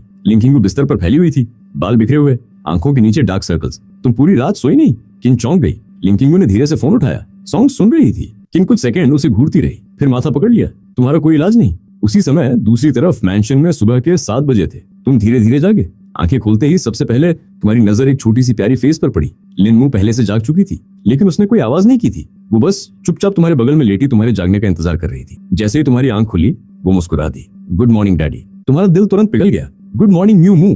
डैडी को भूख लगी थोड़ी? तो डैडी ब्रेकफास्ट बनाएंगे। तुम उठने ही वाले थे कि लिनमू ने अचानक सिर हिलाया और फिर वापस तुम्हारी चेस्ट पर लेट गई। क्या हुआ? तुमने पूछा। छोटी बच्ची ने आंखें बंद कर ली। कुछ नहीं। फिर उसने धीरे से कहा, बस डैडी हग चाहिए था। उस एक सेंटेंस ने तुम्हारी सारी रेजिस्टेंस तोड़ दी। तुम वापस लेट गए और उसे अपनी बाहों में भर लिया। लिनमू संतुष्टि से मुस्कुराई और तुम्हारी चेस्ट से चिपक गई। अगर आज कोई काम ना होता तो शायद वो पूरा दिन ऐसे ही बिताने को तैयार थी। काफी देर बाद आखिरकार दोनों उठे। ब्रेकफास्ट तैयार हुआ। फादर और डॉटर ने साथ बैठकर खाना खाया। फिर तुमने उसका छोटा सा हाथ पकड़ा। मैंशन का गेट खुला। बाहर तेज धूप चमक रही थी। एक नई सुबह शुरू हो चुकी थी और मूमू के लिए ये उसकी जिंदगी का पहला ऐसा दिन था जब उसके पास मम्मी के साथ साथ डैडी भी थे। हवा में एक अजीब सी मिठास थी। ऐसा मौसम किसी का भी मूड अच्छा कर दे। तुम और लिनमू सड़क किनारे पहुंचे ही थे कि तुमने हाथ उठाकर एक टैक्सी रोक ली। टैक्सी रुकते ही ड्राइवर ने तुम्हें देखा, फिर पीछे मौजूद आलिशान विला एरिया की तरफ देखा। उसके चेहरे पर साफ कन्फ्यूजन था। आखिर उस इलाके से निकलने वाला इंसान टैक्सी क्यों लेगा? सर, कहाँ जाना है? Tien street. जी सर। टैक्सी चल पड़ी। कुछ मिनट बाद ड्राइवर खुद को रोक नहीं पाया। सर, तिएन स्ट्रीट में कहाँ उतरना है? तुमने आराम से जवाब दिया, पहुंच कर देखेंगे। ड्राइवर और भी कंफ्यूज हो गया, लेकिन ज्यादा पूछने की हिम्मत नहीं हुई। पूरे रास्ते वो बस यही सोचता रहा कि आखिर ये आदमी करने क्या जा रहा है। तभी तुमने अपनी गोद में बैठी लिनमू की तरफ देखा। मुंह मुंह, बाहर जितनी भी कार्स दिख रही हैं, उनमें से कौन सी पसंद है? छोटी बच्ची ने खिड़की से बाहर झांका। क्यों? क्योंकि आज डैडी नई कार खरीदने वाले हैं और मुंह चूज करेगी। ड्राइवर का हाथ स्टीयरिंग पर हल्का सा फिसल गया। कार खरीदना और चॉइस बच्ची की। क्या अमीर लोगों की जिंदगी सच में इतनी आसान होती है? लिनमू पूरी सीरियसनेस के साथ बाहर देखने लगी। एक कार जाती, दूसरी आती, तीसरी निकलती, लेकिन उसे किसी में भी इंटरेस्ट नहीं आया। तिएन स्ट्रीट का पूरा नॉर्दर्न सेक्शन घूमने के बाद भी उसने सिर हिला दिया। कोई पसंद नहीं आई। तुमने ड्राइवर से कहा, एक राउंड और। ड्राइवर तुरंत खुश हो गया। मीटर बढ़ रहा था, मना करने का सवाल ही नहीं था। जरूर सर। टैक्सी वापस मुड़ गई। तिएन स्ट्रीट पूरे शहर में लग्जरी कार स्ट्रीट के नाम से मशहूर थी। वजह यह नहीं थी कि अमीर लोग यहाँ घूमते थे, वजह थी यहाँ मौजूद दर्जनों प्रीमियम डीलरशिप्स। हर ब्रांड की लग्जरी कार्स यहाँ मिल जाती थी। असल में तुम यहाँ पहले से प्लान बनाकर आए थे। पहले जब तुम अकेले थे तब ट्रांसपोर्टेशन की कोई टेंशन नहीं थी। कभी टैक्सी, कभी बस, कभी शेयर्ड बाइसिकल, जैसे चल रहा था, ठीक था। लेकिन अब लिनमू तुम्हारी जिंदगी में आ चुकी थी। अब तुम्हें उसकी कंफर्ट के बारे में सोचना था। ड्राइविंग लाइसेंस तुम्हारे पास पहले से था, बस एक कार की जरूरत थी। प्रॉब्लम सिर्फ एक थी, तुम्हें कार्स के बारे में लगभग कुछ पता नहीं था। स्पोर्ट्स कार खरीदने का तो सवाल ही नहीं था। दिखावे के अलावा उनका कोई प्रैक्टिकल यूज नहीं था, ऊपर से अनकंफर्टेबल भी। इसलिए तुमने फैसला किया कि जिसे मुंह पसंद करेगी वही कार खरीदोगे। अचानक लिनमू की आंखें चमक उठी। उसने एक खिड़की से बाहर उंगली दिखाई। डैडी, वो वाली। ड्राइवर, साइड में रोकिए। टैक्सी धीरे से सड़क किनारे रुक गई। तुमने किराया दिया और लिनमू का हाथ पकड़कर बाहर उतर गए। लेकिन हैरानी की बात यह थी कि ड्राइवर भी तुरंत नहीं गया। उसे भी क्यूरियोसिटी हो रही थी। आखिर कौन ऐसा आदमी है जो टैक्सी से उतरकर लग्जरी कार शॉपिंग करने आया है? जिस शोरूम के सामने तुम खड़े थे वो टोयोटा डीलरशिप थी और लिनमू की पसंद बनी थी, एक सफेद टोयोटा एल्फर्ड। पहली नजर में तुम भी थोड़ा हैरान हुए। एल्फर्ड कोई स्पोर्ट्स कार नहीं थी, ना ही वो किसी बच्चे की ड्रीम कार जैसी दिखती थी। ये एक बड़ी लग्जरी एमपीवी थी। मुंह, तुम्हें यही पसंद आई? छोटी बच्ची ने जोर से सिर हिलाया। क्यों? लिनमू ने पूरी सीरियसनेस से जवाब दिया, क्योंकि ये सबसे बड़ी है। फिर जब मम्मी, डैडी, मैं और मेरा लिटिल ब्रदर या लिटिल सिस्टर साथ घूमेंगे तब सब आराम से बैठ पाएंगे। कुछ सेकंड के लिए तुम चुप रह गए, फिर माथा पकड़ने का मन हुआ। छोटी बच्ची की इमेजिनेशन बहुत आगे निकल चुकी थी। तुम्हारा और लिंकिंगू का रिश्ता अभी खुद डिफाइन नहीं हुआ था और मुंह पहले ही फ्यूचर फैमिली प्लानिंग पर पहुंच चुकी थी। तभी उसने तुम्हारा हाथ पकड़कर हिलाया। डैडी, आप और मम्मी मुझे लिटिल ब्रदर या लिटिल सिस्टर दोगे ना? तुमने गहरी सांस ली। मुंह, ऐसी बातें इतनी सिंपल नहीं होती। मतलब पॉसिबल है? उसकी आंखें चमक उठी। तुम फंस चुके थे। आखिरकार तुमने आधा अधूरा जवाब दिया। इम्पॉसिबल भी नहीं है। यार, छोटी बच्ची खुशी से उछल पड़ी। उसके दिमाग में शायद पहले ही पूरा फैमिली पिकनिक सीन बन चुका था। डैडी ड्राइविंग सीट पर, मम्मी बगल में, पीछे वो और उसके फ्यूचर सिबलिंग्स। उसी समय शोरूम का ग्लास डोर खुला। एक यंग सेल्स गर्ल जल्दी जल्दी बाहर आई। साफ दिख रहा था कि वो नई एम्प्लॉई थी। सर, वेलकम, उसने थोड़ा नर्वस होकर कहा। लिनमू की तरफ देखकर मुस्कुराई। Hello little princess. उसने तुरंत 2 ड्रिंक्स निकाल दिए, तुम्हारे लिए स्पार्कलिंग वाटर और लिनमू के लिए मिल्क ड्रिंक। बॉटल खोलते समय उससे कैप तक ठीक से नहीं खुल रही थी, लेकिन उसकी सिंसियरिटी साफ दिखाई दे रही थी। लिनमू ने ड्रिंक लेते हुए मीठी मुस्कान दी। Thank you sister. बस इतनी सी बात पर सेल्स गर्ल का चेहरा खिल उठा। तुमने गौर से उसे देखा। वो उन एक्सपीरियंस सेल्स पीपल जैसी नहीं थी जो हर वर्ड और स्माइल को सेल टेक्निक की तरह यूज करते हैं। उसकी एंथुसियाज्म पूरी तरह जेन्युइन थी, जैसे कोई इनोसेंट रैबिट कॉर्पोरेट दुनिया में गलती से आ गया हो। तुमने पानी की बोतल लेते हुए एल्फर्ड की तरफ इशारा किया। इसकी प्राइस क्या है? लड़की तुरंत घबरा गई। सर, प्रमोशन चल रही है, मैं डिस्काउंट डिटेल्स चेक करती हूँ। उसने कंप्यूटर खोला, फिर दूसरा पेज, फिर तीसरा, लेकिन कुछ भी नहीं मिला। Sorry sir, 1 minute. उसके माथे पर पसीना आ गया। साफ दिख रहा था कि वो बिजनेस प्रोसेस अभी ठीक से नहीं जानती थी। तभी तुम्हारी नजर शोरूम के रिसेप्शन एरिया पर गई। वहां 5-6 सीनियर एम्प्लॉइज बैठे हंस रहे थे और बीच बीच में इधर देख रहे थे। सब समझ आ गया। उन्होंने जानबूझकर सबसे नई एम्प्लॉय को तुम्हारे पास भेजा था। उनके हिसाब से टैक्सी से आने वाला साधारण कपड़े पहना आदमी एल्फर्ड खरीदने वाला कस्टमर नहीं हो सकता था, इसलिए किसी ने सीरियस अटेंशन नहीं दिया। ये सोचकर तुम्हारे होठों पर हल्की मुस्कान आ गई। उसी समय लिनमू ने सेल्स गर्ल का हाथ पकड़ लिया। सिस्टर, टेंशन मत लो। सेल्स गर्ल चौंक गई।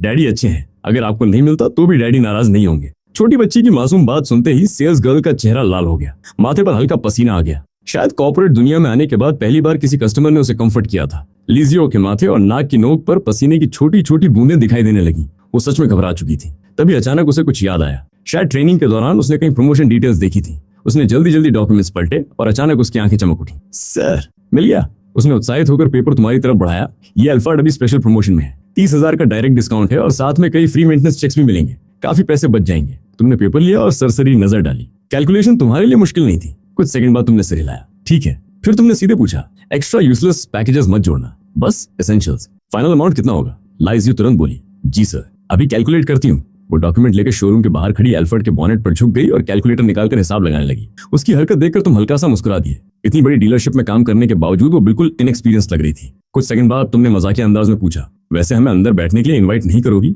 लीजियो अचानक फ्रीज हो गई। उसका चेहरा एकदम सफेद पड़ गया। अगले ही पल उसने अपने माथे पर हाथ मार लिया। ओह नो, उसे एहसास हुआ कि इतनी बेसिक हॉस्पिटैलिटी भी वो भूल गई थी। चाहे कस्टमर कार खरीदे या ना खरीदे, उसे अंदर बैठाकर पानी ऑफर करना बेसिक रूल था। लेकिन नर्वसनेस में वो सब भूल गई थी। Sorry sir, really sorry. उसने जल्दी से माफी मांगी। उसके चेहरे पर शर्मिंदगी साफ दिखाई दे रही थी।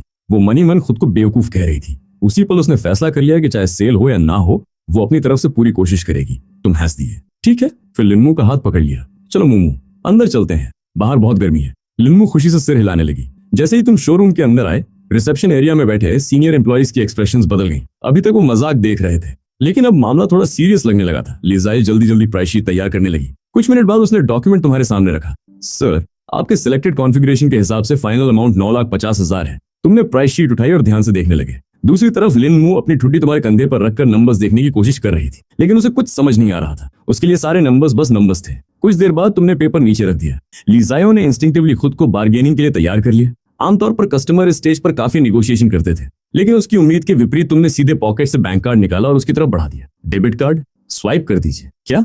लाइजियो के मुंह से अनायास निकल गया। उसे विश्वास ही नहीं हुआ। उसने अभी तक कोई नेगोशिएशन नहीं देखा था। न डिस्काउंट के लिए लड़ाई, न एक्स्ट्रा गिफ्ट्स की डिमांड, न प्राइस कम करवाने की कोशिश। तभी शोरूम का डोर अचानक जोर से खुला। हाई हील्स की आवाज पूरे शोरूम में गूंज गई। एक 30-32 साल की महिला तेजी से अंदर आई। उसका नाम मरालोमो था, डीलरशिप की सीनियर सेल्स कंसल्टेंट। उसकी नजर सीधा तुम्हारे हाथ में मौजूद बैंक कार्ड पर गई। अगले ही पल वो तेजी से आगे बढ़ी। सर, उसके चेहरे पर प्रोफेशनल स्माइल थी। लिजियो नई एम्प्लॉई है, उसे प्रमोशंस और पैकेजेस की पूरी जानकारी नहीं है। अगर आप चाहें तो मैं आपके लिए पूरा कोटेशन फिर से कैलकुलेट कर सकती हूँ। बोलते बोलते वो लगभग लाइजियो के हाथ से ऑर्डर फाइल लेने ही वाली थी। लाइजियो का चेहरा उतर गया। ये पहली बार नहीं था। पिछले जॉब में भी उसके ऑर्डर्स छीन लिए गए थे। यहाँ भी वही हो रहा था। लेकिन अगर वो विरोध करती तो बाकी लोग और ज्यादा उसे टारगेट करते, इसलिए वो बस चुप खड़ी रही। तभी तुम्हारी आवाज सुनाई दी। आप कौन है? मारालोमन का हाथ हवा में ही रुक गया। सर, मैं सीनियर कंसल्टेंट हूँ। नो नीड, तुमने शांत आवाज में कहा। और जाते वक्त डोर बंद कर दीजिएगा। पूरा शोरूम कुछ सेकंड के लिए शांत हो गया। मारालोमन की प्रोफेशनल स्माइल लगभग टूट गई। उसने आखिरी कोशिश की। सर, मैं आपको डिस्काउंट्स दिलवा सकती हूँ। लेकिन तुमने उसकी तरफ देखे बिना कार्ड लिजियो की तरफ बढ़ा दिया। कार्ड स्वाइप करो। फिर कुछ सेकंड रुक कर बोले, और 3 साल का मेंटेनेंस पैकेज भी ऐड कर दो। लिजियो की आंखें फैल गईं। लेकिन तुम अभी खत्म नहीं हुए थे। इन 3 सालों में अगर कोई इश्यू हुआ तो तुम हैंडल करोगी? जी। और अगर सर्विस खराब हुई? तुमने मुस्कुराकर कहा, तो कंप्लेन करूंगा। लिजियो समझ गई कि तुम क्या कर रहे हो। तुम उसे ऑर्डर ही नहीं दे रहे थे, तुम उसकी पोजीशन भी प्रोटेक्ट कर रहे थे, क्योंकि अब डीलरशिप के रिकॉर्ड्स में ये अकाउंट ऑफिशियली उसके नाम पर रहेगा। मारालोमन पूरी तरह चुप हो गई। उसे समझ आ गया कि अब इस डील में दखल देना पॉसिबल नहीं है। दूसरी तरफ लिजियो की आंखें हल्की लाल हो गई। उसने धीरे से काट लिया। Thank you sir. उसकी आवाज में जेन्युइन ग्रेटिट्यूड था। शायद इसलिए क्योंकि उसे पहली बार लगा कि कोई उसकी मेहनत देख रहा है। तुम्हें उसे देखकर अपने पुराने दिन याद आ गए, जब तुम इस दुनिया में नए थे, ऑर्फनेज में बड़े हुए थे, कॉलेज फीस भरने के लिए पार्ट टाइम जॉब्स करते थे। तब कई बार सीनियर एम्प्लॉइज तुम्हारा क्रेडिट छीन लेते थे। कई कस्टमर्स नए होने की वजह से तुम्हें परेशान करते थे। इसलिए जब तुमने लाइजियो को देखा, तुम्हें अपना पुराना वर्जन दिखाई दिया। कुछ देर बाद सारे डॉक्यूमेंट्स तैयार हो गए। कॉन्ट्रैक्ट साइन हुआ, पेमेंट प्रोसेस हुआ, सिग्नेचर्स हुए, कीज मिली। पूरा प्रोसेस 20 मिनट से भी कम समय में खत्म हो गया। बाहर वही टैक्सी ड्राइवर अभी भी खड़ा था। उसने अपनी आंखों से देखा कि तुमने नई एल्फर्ड में चाइल्ड सीट इंस्टॉल करवाई। लीन मुंह को केयरफुली सीट पर बैठाया और खुद ड्राइविंग सीट में जाकर बैठ गए। ड्राइवर कुछ सेकंड तक ब्लैंक एक्सप्रेशन के साथ खड़ा रहा, फिर सिर हिलाकर हंस पड़ा। रिच लोगों की जिंदगी सच में आसान होती है। घर से निकले, कार पसंद की, कार्ड स्वाइप किया और नई एल्फर्ड लेकर निकल गए। दूसरी तरफ टेम्पररी लाइसेंस प्लेट भी इश्यू हो चुकी थी। अब किसी और प्रोसेस की जरूरत नहीं थी। लिन मुंह पीछे अपनी सीट पर बैठी एक्साइटमेंट से हर बटन देख रही थी और पहली बार डैडी और डॉटर अपनी नई कार में साथ घर लौटने के लिए तैयार थे। तुम यूमो को कपड़े खरीदने ले गए। वैसे भी नन्ही सी यूमो को एक एनफू खरीदना था, क्योंकि अगले मंडे उसके किंडरगार्टन में एनफू कल्चर को प्रमोट करने वाला थीम्ड इवेंट होने वाला था। इसलिए एनफू पहनना तो मस्त था। बाकी पेरेंट्स क्या सोचेंगे ये पता नहीं, लेकिन तुम ऐसे एक्टिविटीज को पूरा सपोर्ट करते हो, क्योंकि सिर्फ एनफू कल्चर को प्रमोट करना ही नहीं, बल्कि बच्चों को चाइनीज सिविलाइजेशन के बारे में सिखाना और उनके दिल में अपने देश के लिए प्राइड का सीड लगाना भी बहुत जरूरी है। डैडी, हम कपड़े खरीदने कहाँ जा रहे हैं? पीछे कार सीट पर बैठी इल्मो ने क्यूरियोसिटी से पूछा। शुरुआत में तो वो पीछे बैठना ही नहीं चाहती थी। उसे डैड के साथ फ्रंट सीट पर बैठना था, लेकिन सेफ्टी के लिए तुमने उसे पीछे बैठाया। अच्छी बात यह थी कि इल्मो समझदार और ओबीडियंट थी। उसने रोना धोना नहीं किया, बल्कि वो पूरे रास्ते इधर उधर हिलती डुलती रही। कार सीट से थोड़ा बाहर निकलकर बीच में बैठ जाती और कभी कभी तुमसे बातें करने लगती। यूजुअली मॉम ही उसे शॉपिंग पर ले जाती थी। मॉम और केन मुझे कहाँ ले जाते हैं? इल्मो ने पूछा। शॉपिंग का नाम सुनकर वो उतनी एक्साइटेड नहीं लग रही थी। क्यों? तुमने सस्पिशियस नजर से पूछा। क्या बेटी को डर था कि वो थक जाएगी? क्योंकि जब मॉम बाहर जाती थी तो उसे हैट पहनकर शॉपिंग करनी पड़ती थी। बहुत टायरिंग होता है और बहुत हॉट भी, उसने होंठ फुलाते हुए कहा, जैसे मॉम के लिए उसे बहुत सिंपैथी हो। उसकी बात सुनकर तुम्हें अचानक समझ आ गया। सच में? क्या तुमने कभी लिंकिंगू को ये सब करते देखा था? इस एंगल से देखा जाए तो बाहर से ग्लैमरस दिखने वाली लिंकिंगू के पास भी अपनी काफी परेशानियां थी, लेकिन अब से इल्मो के कपड़े डैड खरीदेगा, तब मॉम को बाहर जाने की जरूरत नहीं पड़ेगी। ये सुनकर नन्ही इल्मो खुश हो गई। अगर लिंकिंग ने ये सुना होता तो वो डेफिनेटली इमोशनल हो जाती, और वो सही भी थी। हाँ, अब से डैड ही तुम्हें शॉपिंग पर लेकर जाएगा। अब सीधा बैठो, हम लगभग पहुंच गए हैं। ओके। इल्मो तुरंत अपनी कार सीट पर वापस चली गई। उसने सीट बेल्ट थपथपाकर भी दिखाया कि वो अच्छे से लगी हुई है। ज्यादा समय नहीं लगा। तुमने गाड़ी चलाई और अपनी बेटी को मैजिक सिटी के वेस्ट इकोनॉमिक जोन की तरफ ले गए। कुछ मोड़ पार करने के बाद तुम दोनों एक ऐसी जगह पहुंचे जो बड़े लग्जरी कमर्शियल बिल्डिंग के पीछे छिपी हुई सिंगल स्टोरी हाउसेस की कॉलोनी जैसी थी। बहुत कम लोग जानते थे कि इस इलाके में अभी भी ऐसी जगह मौजूद है, और अगर कोई देख भी ले तो हैरान हुए बिना नहीं रहेगा। आखिर जहां जमीन का हर इंच सोने जितना कीमती हो, वहां ये सिंगल स्टोरी हाउसेस अब तक डेमोलिश नहीं हुए, बल्कि केयरफुली प्रिजर्व किए गए थे। इसके पीछे कोई न कोई बड़ी वजह तो जरूर थी। या तो मालिक के कनेक्शंस बहुत स्ट्रांग थे, या फिर यहाँ कोई बेहद इंपॉर्टेंट व्यक्ति रहता था। इल्मो भी चारों तरफ क्यूरियोसिटी से देख रही थी। सिटी में बड़ी हुई होने के कारण उसने ऐसे हाउसेस बहुत कम देखे थे। उसके दिमाग में तो अभी से किसी फेरी टेल वाली ओल्ड लेडी की इमेज बनने लगी थी। डैडी, ये कैसी जगह है? फैंगवा, तुमने जवाब दिया। यहाँ के कपड़े बहुत अच्छे होते हैं। डैड ने जो आउटफिट पहना है वो भी यहीं से खरीदा गया था। इल्मो ने समझने की कोशिश में सिर हिलाया। उसी समय उसने अपने कपड़ों के फैब्रिक को भी छू कर देखा। मटेरियल वाकई बहुत प्रीमियम फील हो रहा था। दरवाजे तक पहुंचकर तुमने नॉक किया और दरवाजा तुरंत खुल गया। बाहर से ये घर जितना सिंपल और लो प्रोफाइल दिखता था, अंदर का माहौल उतना ही अलग था। इंटीरियर स्टाइलिश था, क्लासी था, और पूरी जगह से एक हाई एंड वाइब निकल रही थी। एंट्रेंस के पास एक वुमन खड़ी थी। उसने व्हाइट ड्रेस पहनी हुई थी। उसका चेहरा खूबसूरत था और फिगर बेहद एलिगेंट थी। सिर्फ उसकी प्रेजेंस ही कई लोगों का अटेंशन खींचने के लिए काफी थी। लेकिन तुम्हारी नजर एक पल के लिए भी नहीं रुकी, बल्कि तुम्हारे दिमाग में अचानक एक ही थॉट आया, लिंकिंगू के सामने तो ये भी कुछ नहीं है। अगले ही पल तुमने उस विचार को साइड में रख दिया। हेलो, मैं अपनी डॉटर के लिए कस्टम एनफू ऑर्डर करवाने आया हूँ, तुमने शांत आवाज में कहा। जी सर, प्लीज इस तरफ आइए। व्हाइट ड्रेस वाली महिला ग्रेसफुल स्टेप्स के साथ आगे बढ़ी और तुम्हें अंदर ले गई। चलते चलते वो तुम्हें एक लिविंग रूम तक ले पहुंची। पहले आपको एक छोटा सा फॉर्म फिल करना होगा। कोई प्रॉब्लम नहीं, मैं समझता हूँ। तुमने हल्की मुस्कान के साथ फॉर्म और पेन लिया और डिटेल्स भरना शुरू कर दिया। फैंगवा की ओनर का पर्सनालिटी वाकई अलग लेवल का था। वो सभी लोगों के साथ इक्वल ट्रीटमेंट पर इंसिस्ट करती थी, चाहे कोई कितना भी बड़ा नाम क्यों न हो। यहाँ आने पर सबको रजिस्ट्रेशन फॉर्म भरना पड़ता था, कोई एक्सेप्शन नहीं था। यहाँ तक कि डायरेक्टर लिन, जो फैंगवा के इन्वेस्टर्स में से एक था, उसे भी स्पेशल ट्रीटमेंट नहीं मिलता था। इसलिए हर बार यहाँ आने पर फॉर्म भरते हुए तुम हल्की सी शिकायत जरूर करते थे। कॉन्सेप्ट स्टोर का पूरा आइडिया ही फैशन ट्रेंड्स, कस्टमर टेस्ट और यूनिक डिजाइन को कंबाइन करना था। इसी वजह से ऐसे स्टोर्स बेहद पॉपुलर थे और सेलिब्रिटीज से लेकर बिजनेस टाइकून्स तक इनके पीछे भागते थे। और फैंगवा कॉन्सेप्ट स्टोर इंडस्ट्री का एब्सोल्यूट लीडर था। सिर्फ 3 साल के अंदर अननोन ब्रांड से इंडस्ट्री जायंट बन जाना किसी मिरेकल से कम नहीं था। लेकिन अगर सच कहा जाए तो मिरेकल सिर्फ ओनर ने नहीं किया था, उसमें तुम्हारा भी उतना ही योगदान था। फैंगवा का ओनर हैंग शुआई तुम्हारा कॉलेज बड़ी था। उसका फैमिली बिजनेस जनरेशन से क्लोथिंग इंडस्ट्री में था। उसने कॉन्सेप्ट स्टोर शुरू करने का सपना तो देखा था, लेकिन उसके पास कैपिटल नहीं थी। तब तुमने इन्वेस्ट किया था। उसी इन्वेस्टमेंट की वजह से फैंगवा को ग्रो करने का मौका मिला। दोनों की पार्टनरशिप धीरे धीरे सक्सेसफुल होती गई और फैंगवा का नाम दूर दूर तक फैल गया। आज हालत ये थी कि सेलिब्रिटीज भी फैंगवा के आउटफिट्स पाने के लिए स्ट्रगल करते थे। कई स्टार्स जो स्क्रीन पर बेहद दार्जिलिंग दिखते थे, असल में रेंटेड फैंगवा आउटफिट्स पहनकर इवेंट्स अटेंड करते थे। फॉर्म पूरा भरने के बाद तुमने उसे वापस दे दिया। फिर क्लासी लेडी तुम्हें और इल्मो को एक ज्यादा प्राइवेट एरिया की तरफ ले जाने लगी। ये देखकर लिविंग रूम में इंतजार कर रही एक वुमन का मूड तुरंत खराब हो गया। वजह वो एक थोड़ी बहुत फेमस एक्ट्रेस थी और उसे लगा कि उसके साथ अनफेयर ट्रीटमेंट हो रहा है क्योंकि उसने धीरे धीरे एंटरटेनमेंट इंडस्ट्री में अपना नाम बनाना शुरू कर दिया था।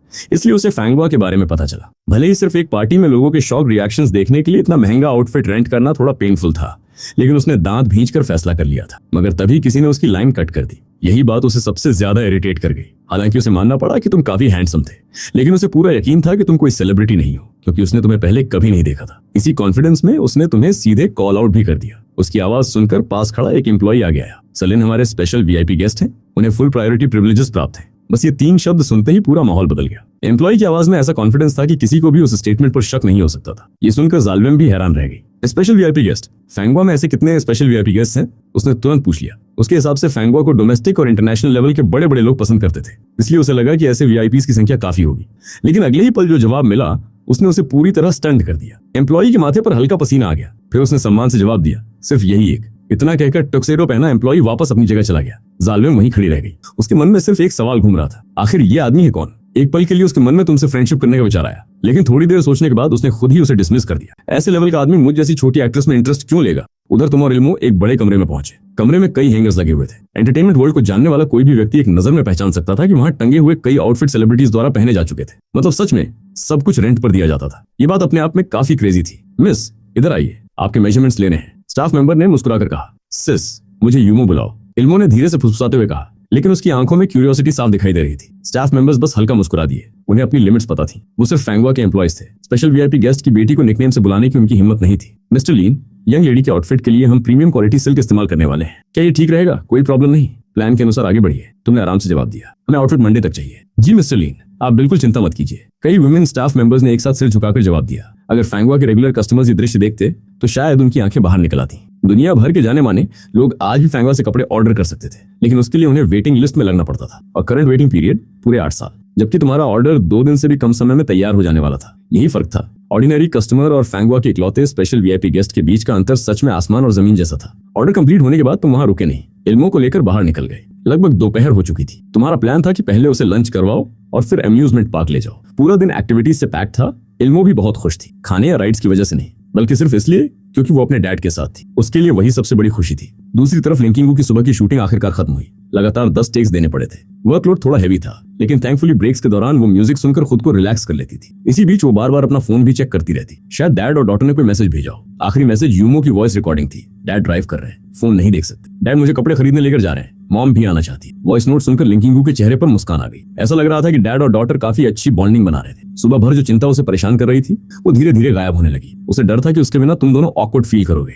लेकिन अब ऐसा बिल्कुल नहीं लग रहा था। लंच ब्रेक मिलते ही लिंकिंगू ने एक पल भी वेस्ट नहीं किया और सीधे होटल लौट गई। लेकिन उसकी बेचैनी समझता था। उसे पता था कि लिंकिंगू अपनी बेटी को तुरंत कॉल करना चाहेगी, इसलिए उसने कोई सवाल नहीं पूछा और लंच अरेंज करने चला गया। होटल पहुंचते ही लिंकिंगू ने तुरंत वीडियो कॉल लगा दी। कॉल कनेक्ट होते ही स्क्रीन पर एक प्यारा सा छोटा चेहरा दिखाई दिया। मम्मी? इल्मो की आवाज पूरे एक्साइटमेंट से भरी हुई थी। क्या मेरी बेबी को मम्मी की याद आई? हाँ, बहुत ज्यादा। अपनी बेटी की मासूम आवाज सुनते ही लिंकिंगू की आधी थकान गायब हो गई। डैडी मुझे खाना खिलाने लाए हैं। मम्मी, आपने खाना खाया? लिंकिंगू जवाब देने ही वाली थी कि अचानक उसकी नजर स्क्रीन के बैकग्राउंड पर गई। जगह काफी लग्जूरियस लग रही थी। उसने ध्यान से देखा और ग्लास पर लिखे हुए वर्ड्स पढ़ लिए। Hotel crown. ये देखकर उसका दिल हल्का सा धक से रह गया। वो वाला होटल क्राउन जहां मिनिमम स्पेंडिंग ही 88,000 से शुरू होती है। लिंकिंगू को तुरंत बेचैनी होने लगी। लिंडन को ऐसा नहीं करना चाहिए था, चाहे वो बेटी से कितना भी प्यार करता हो। इसका मतलब ये नहीं कि उसे इतनी एक्सपेंसिव जगह पर लेकर जाए। उसे खुशी थी कि तुम इल्मो का ख्याल रखते हो, लेकिन वो नहीं चाहती थी कि तुम बेवजह इतना पैसा खर्च करो। इल्मो, प्लेट जरा मॉम को दिखाओ। इल्मो ने तुरंत फोन घुमाया। प्लेट में रखी चीज देखकर लिंकिंगू की आंखें फैल गईं।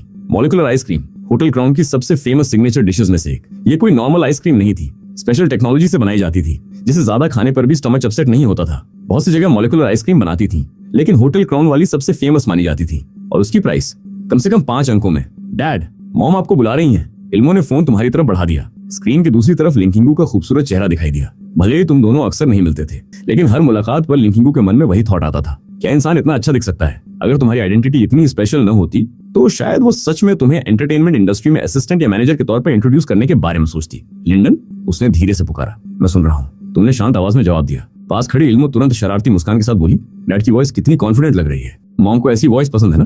फिर उसने स्क्रीन की तरफ देखा। मॉम, आज आपका मेकअप बहुत प्रिटी लग रहा है। तू बहुत बड़ी शैतान है। तुमने हंसते हुए उसे हल्का सा डांटा। दूसरी तरफ लिंकिंगू का चेहरा हल्का लाल पड़ गया। उसके कानों तक गर्मी फैल गई और कुछ पल के लिए उसे समझ ही नहीं आया कि क्या जवाब दे। कुछ सेकंड तक लिंकिंगू को समझ ही नहीं आया कि क्या बोले, इसलिए उसने जल्दी से एक छींक मारकर अपनी ऑकवर्डनेस छिपाने की कोशिश की। आछू, छींक की आवाज सीधे फोन के स्पीकर से निकलकर सबके कानों तक पहुंची। जैसे ही इल्मो ने सुना वो तुरंत घबरा गई। उसने फोन को दोनों हाथों से पकड़ लिया और चिंता भरी आवाज में बोली, मॉम आपको कोल्ड हो गया क्या? मॉम अपना अच्छे से ख्याल रखो। अपनी बेटी की मीठी आवाज सुनकर लिंकिंगू का दिल पिघल गया। उसके चेहरे पर अपने आप मुस्कान आ गई। ब्लैंकेट तो बहुत कोजी है बेबी, थैंक्स। इल्मो मॉम बिल्कुल ठीक है, लेकिन इतना बोलने के बाद भी वो खुद को रोक नहीं पाई। अच्छू अच्छू लगातार 2 और छींके निकल गई। इल्मो की आंखें और बड़ी हो गई। मॉम आपने डेफिनेटली कोल्ड पकड़ लिया है, समर में कोल्ड। लिंकिंगू ने खुद से बड़बड़ाया। शायद एयर कंडीशनर की वजह से।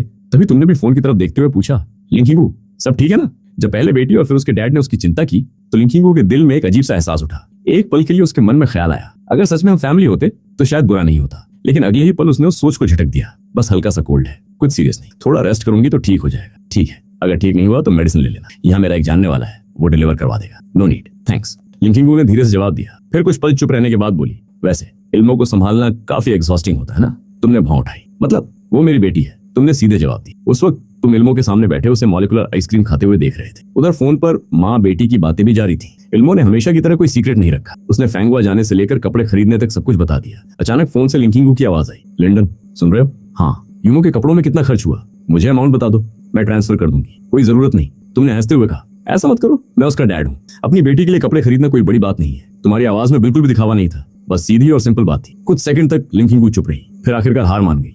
फाइन, तो अगली बार मैं तुम्हारे लिए कपड़े खरीदूंगी। वाह, किसी सुपरस्टार से कपड़े मिलना तो अपने आप में सम्मान की बात है, तुमने मजाक में कहा। दूसरी तरफ लिंकिंगू हंस पड़ी। ओह, तो तुम्हें जोक्स करना भी आता है। दोनों के बीच का माहौल पहले से काफी रिलैक्स्ड हो गया। तभी एक मिडिल एज आदमी जिसने परफेक्टली फिटेड सूट पहन रखा था तुम्हारी टेबल के पास आया। उसने हल्का सा झुककर सम्मान दिखाया। तुम्हारी पहचान कॉन्फर्म करने के बाद उसने कहा, मिस्टर लिन गुड आफ्टरनून, मैं आज का ड्यूटी मैनेजर हूँ। आपकी सर्विस करना हमारे लिए सम्मान की बात है। तुमने हैरानी से उसकी तरफ देखा। हेलो, कोई प्रॉब्लम है क्या? बिल्कुल नहीं मिस्टर लिन, आप हमारे होटल्स वीआईपी गेस्ट हैं। आपके अराइवल की जानकारी मिलते ही जनरल मैनेजर ने खास तौर पर कहा कि आपका ध्यान रखा जाए। इतनी फॉर्मेलिटीज की जरूरत नहीं, मैं तो बस अपनी बेटी को आइसक्रीम खिलाने लाया हूँ। मैनेजर ने तुरंत सिर झुका दिया। जी, लेकिन अगर आपको किसी भी चीज की जरूरत हो तो बस एक कॉल कीजिए, मैं तुरंत हाजिर हो जाऊंगा। तुमने हाथ हिलाया। Okay thanks. नहीं नहीं, ऐसा मत कहिए। मैनेजर लगभग घबरा गया। उसने जल्दी से सिर झुकाया और रिस्पेक्टफुली पीछे हट गया। वापस जाते हुए उसके मन में सिर्फ एक ही बात चल रही थी, पावरफुल लोग सच में अलग होते हैं। क्राउन होटल का मैनेजर होने के नाते वो रोज सेलिब्रिटीज, बिजनेस टाइकून्स और इन्फ्लुएंशियल पर्सनालिटीज से मिलता था, इसलिए उसकी ऑब्जर्वेशन स्किल्स काफी शार्प थी। और अभी उसने साफ देखा था कि जिस एक्ट्रेस से वीडियो कॉल चल रही थी वो लिंकिंगू थी, एंटरटेनमेंट इंडस्ट्री की टॉप सुपरस्टार, और उससे वीडियो कॉल करने वाला इंसान लिंडन। मैनेजर का इमेजिनेशन तुरंत दौड़ पड़ा। उसे अचानक एहसास हुआ कि वो छोटी बच्ची कुछ लिंडन और लिंकिंगू दोनों जैसी दिखती है। ये सोचते ही उसके शरीर में ठंडा पसीना निकल आया। उसने तुरंत अपने दिमाग को रोक दिया। पब्लिक रिकॉर्ड्स के अनुसार लिंकिंगू अभी भी सिंगल थी, उसका कोई बॉयफ्रेंड नहीं था। अगर वो बच्ची सच में लिंडन और लिंकिंगू की डॉटर हुई तो ये न्यूज एंटरटेनमेंट इंडस्ट्री को हिला सकती थी। लेकिन मैनेजर इतना बेवकूफ नहीं था कि ऐसी बात किसी से शेयर करे। आखिर लिंडन की आइडेंटिटी अपने आप में काफी स्पेशल थी। क्राउन होटल मोटू सिटी की सबसे प्रेस्टिजियस लोकेशंस में से एक था। यहाँ रूम बुक करना भी आसान नहीं था। कई इन्फ्लुएंशियल लोग महीनों तक वेटिंग लिस्ट में रहते थे। सिर्फ पैसा होना काफी नहीं था, कनेक्शंस और स्टेटस भी चाहिए होता था। एक बार एक वेल्दी बिजनेसमैन अपनी बेटी की लग्जरी वेडिंग के लिए पूरा क्राउन होटल रेंट करना चाहता था। उसने 3 महीने इंतजार किया, लाखों खर्च किए, हर पॉसिबल कनेक्शन इस्तेमाल की, फिर भी बुकिंग नहीं मिली। लेकिन आज तुम सिर्फ अपनी बेटी को आइसक्रीम खिलाने आए थे और पूरे क्राउन ग्रुप का मैनेजमेंट तुम्हारे अराइवल पर अलर्ट हो गया था। वजह, क्राउन ग्रुप के 14% शेयर्स तुम्हारे पास थे। हालांकि तुमने कभी इस प्रिविलेज का इस्तेमाल नहीं किया। तुम्हें अननेसेसरी अटेंशन पसंद नहीं थी। तुम साल में एक बार डिविडेंड्स कलेक्ट कर लेते और बात खत्म। फिर भी हेडक्वार्टर्स की तरफ से स्पेशल इंस्ट्रक्शंस हमेशा जारी रहती थी। जब भी तुम होटल क्राउन आते, highest level treatment automatically activate हो जाता। ये सब बातें तुम जानते थे, लेकिन तुम्हारे लिए ये कोई बड़ी बात नहीं थी। दूसरी तरफ फोन पर बैठी लिंकिंगू पूरी तरह शॉक थी। वो कोई ब्रेनलेस सेलिब्रिटी नहीं थी। मैनेजर के बिहेवियर को देखकर उसने तुरंत समझ लिया था कि तुम्हारी आइडेंटिटी बिल्कुल ऑर्डिनरी नहीं हो सकती। क्राउन होटल जैसा प्लेस किसी एवरेज कस्टमर के साथ ऐसा ट्रीटमेंट नहीं करता। इसका मतलब तुम्हारी बैकग्राउंड उसकी कल्पना से कहीं ज्यादा गहरी थी। लिंडन, उसने धीरे से कहा। उसका दिमाग लिटरली शॉर्ट सर्किट होने वाला था। क्राउन ग्रुप तुम्हें इतना इंपॉर्टेंस क्यों देता है? आखिरकार उसने वो सवाल पूछ ही लिया जो काफी देर से उसके दिमाग में घूम रहा था। तुमने बिल्कुल कैजुअल एक्सप्रेशन के साथ जवाब दिया। ओ, लिंकिंगू ने तुरंत कहा। तुमने स्पून नीचे रखा और आराम से कहा, मैं उनके प्रेसिडेंट को जानता हूँ। तुम्हारी आवाज इतनी नॉर्मल थी जैसे तुम मौसम की बात कर रहे हो। तुम झूठ बोलने वालों में से नहीं थे। कोई सवाल पूछे तो जितना जरूरी हो उतना सच बता देते थे। इस बार भी वही हुआ। तुम्हारे लिए क्राउन ग्रुप के प्रेसिडेंट को जानना कोई ऐसी बात नहीं थी जिस पर शो ऑफ किया जाए। लेकिन फोन के दूसरी तरफ बैठी लिंकिंगू के लिए ये जवाब किसी थंडरबोल्ट से कम नहीं था। बस, प्रेसिडेंट को जानते हो? उसने अविश्वास से दोहराया। लिंकिंगू ने फोन के दूसरी तरफ हल्की सी हंसी छोड़ी।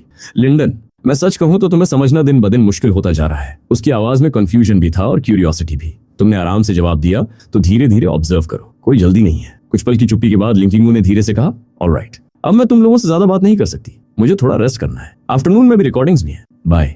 मॉम, अच्छे से रेस्ट करना। इल्मो ने तुरंत कहा, ओके बेबी। लिंकिंगू की आवाज अचानक बहुत जेंटल हो गई। बाय, कॉल कर दिया। लेकिन फोन बंद होने के बाद भी इल्मो के चेहरे पर चिंता साफ दिखाई दे रही थी। काफी देर तक उसका वरीड एक्सप्रेशन नहीं गया। बचपन से उसकी दुनिया में सिर्फ मॉम ही थी, इसलिए वो अपनी माँ की बहुत ज्यादा परवाह करती थी। यहाँ तक कि उसकी फेवरेट मॉलिक्यूलर आइसक्रीम भी उस पल अपनी चमक खो बैठी थी। तुमने ये सब देखा, दिल के अंदर हल्की सी कसक महसूस हुई। कुछ देर सोचने के बाद तुमने सिर हिलाया, जैसे कोई फैसला कर लिया हो। ठीक है, मैं किसी को कॉल कर देता हूँ, अब तुम आराम से खाओ, फिर हम घर चलेंगे। इल्मो ने हैरानी से पूछा, रियली? हाँ, थैंक्स डैडी। थैंक यू बोलने की जरूरत नहीं, तुमने मुस्कुराते हुए कहा। जब इल्मो फिर से आइसक्रीम खाने लगी, तुमने फोन निकाला और एक नंबर डायल किया। स्क्रीन पर हन लोकेशन का कॉन्टैक्ट नाम दिखाई दिया। 3 रिंग्स के बाद कॉल कनेक्ट हो गया। ब्रदर लिंग, दूसरी तरफ से एक्साइटेड आवाज आई। आपने मुझे कॉल करने का टाइम कैसे निकाल लिया? एक काम है, तुमने सीधे कहा। एक फ्रेंड के लिए फ्लू मेडिसिन चाहिए। मेडिसिन? दूसरी तरफ वाला आदमी बिना देर किए बोला, कोई प्रॉब्लम नहीं, अरेंज हो जाएगा। लेकिन इतनी अर्जेंसी किस बात की है? तभी ठीक उसी समय आछू, इल्मो ने अचानक जोर से छींक मार दी और उसी मोमेंट तुम्हारी उंगली गलती से रेड हैंग अप बटन पर पड़ गई।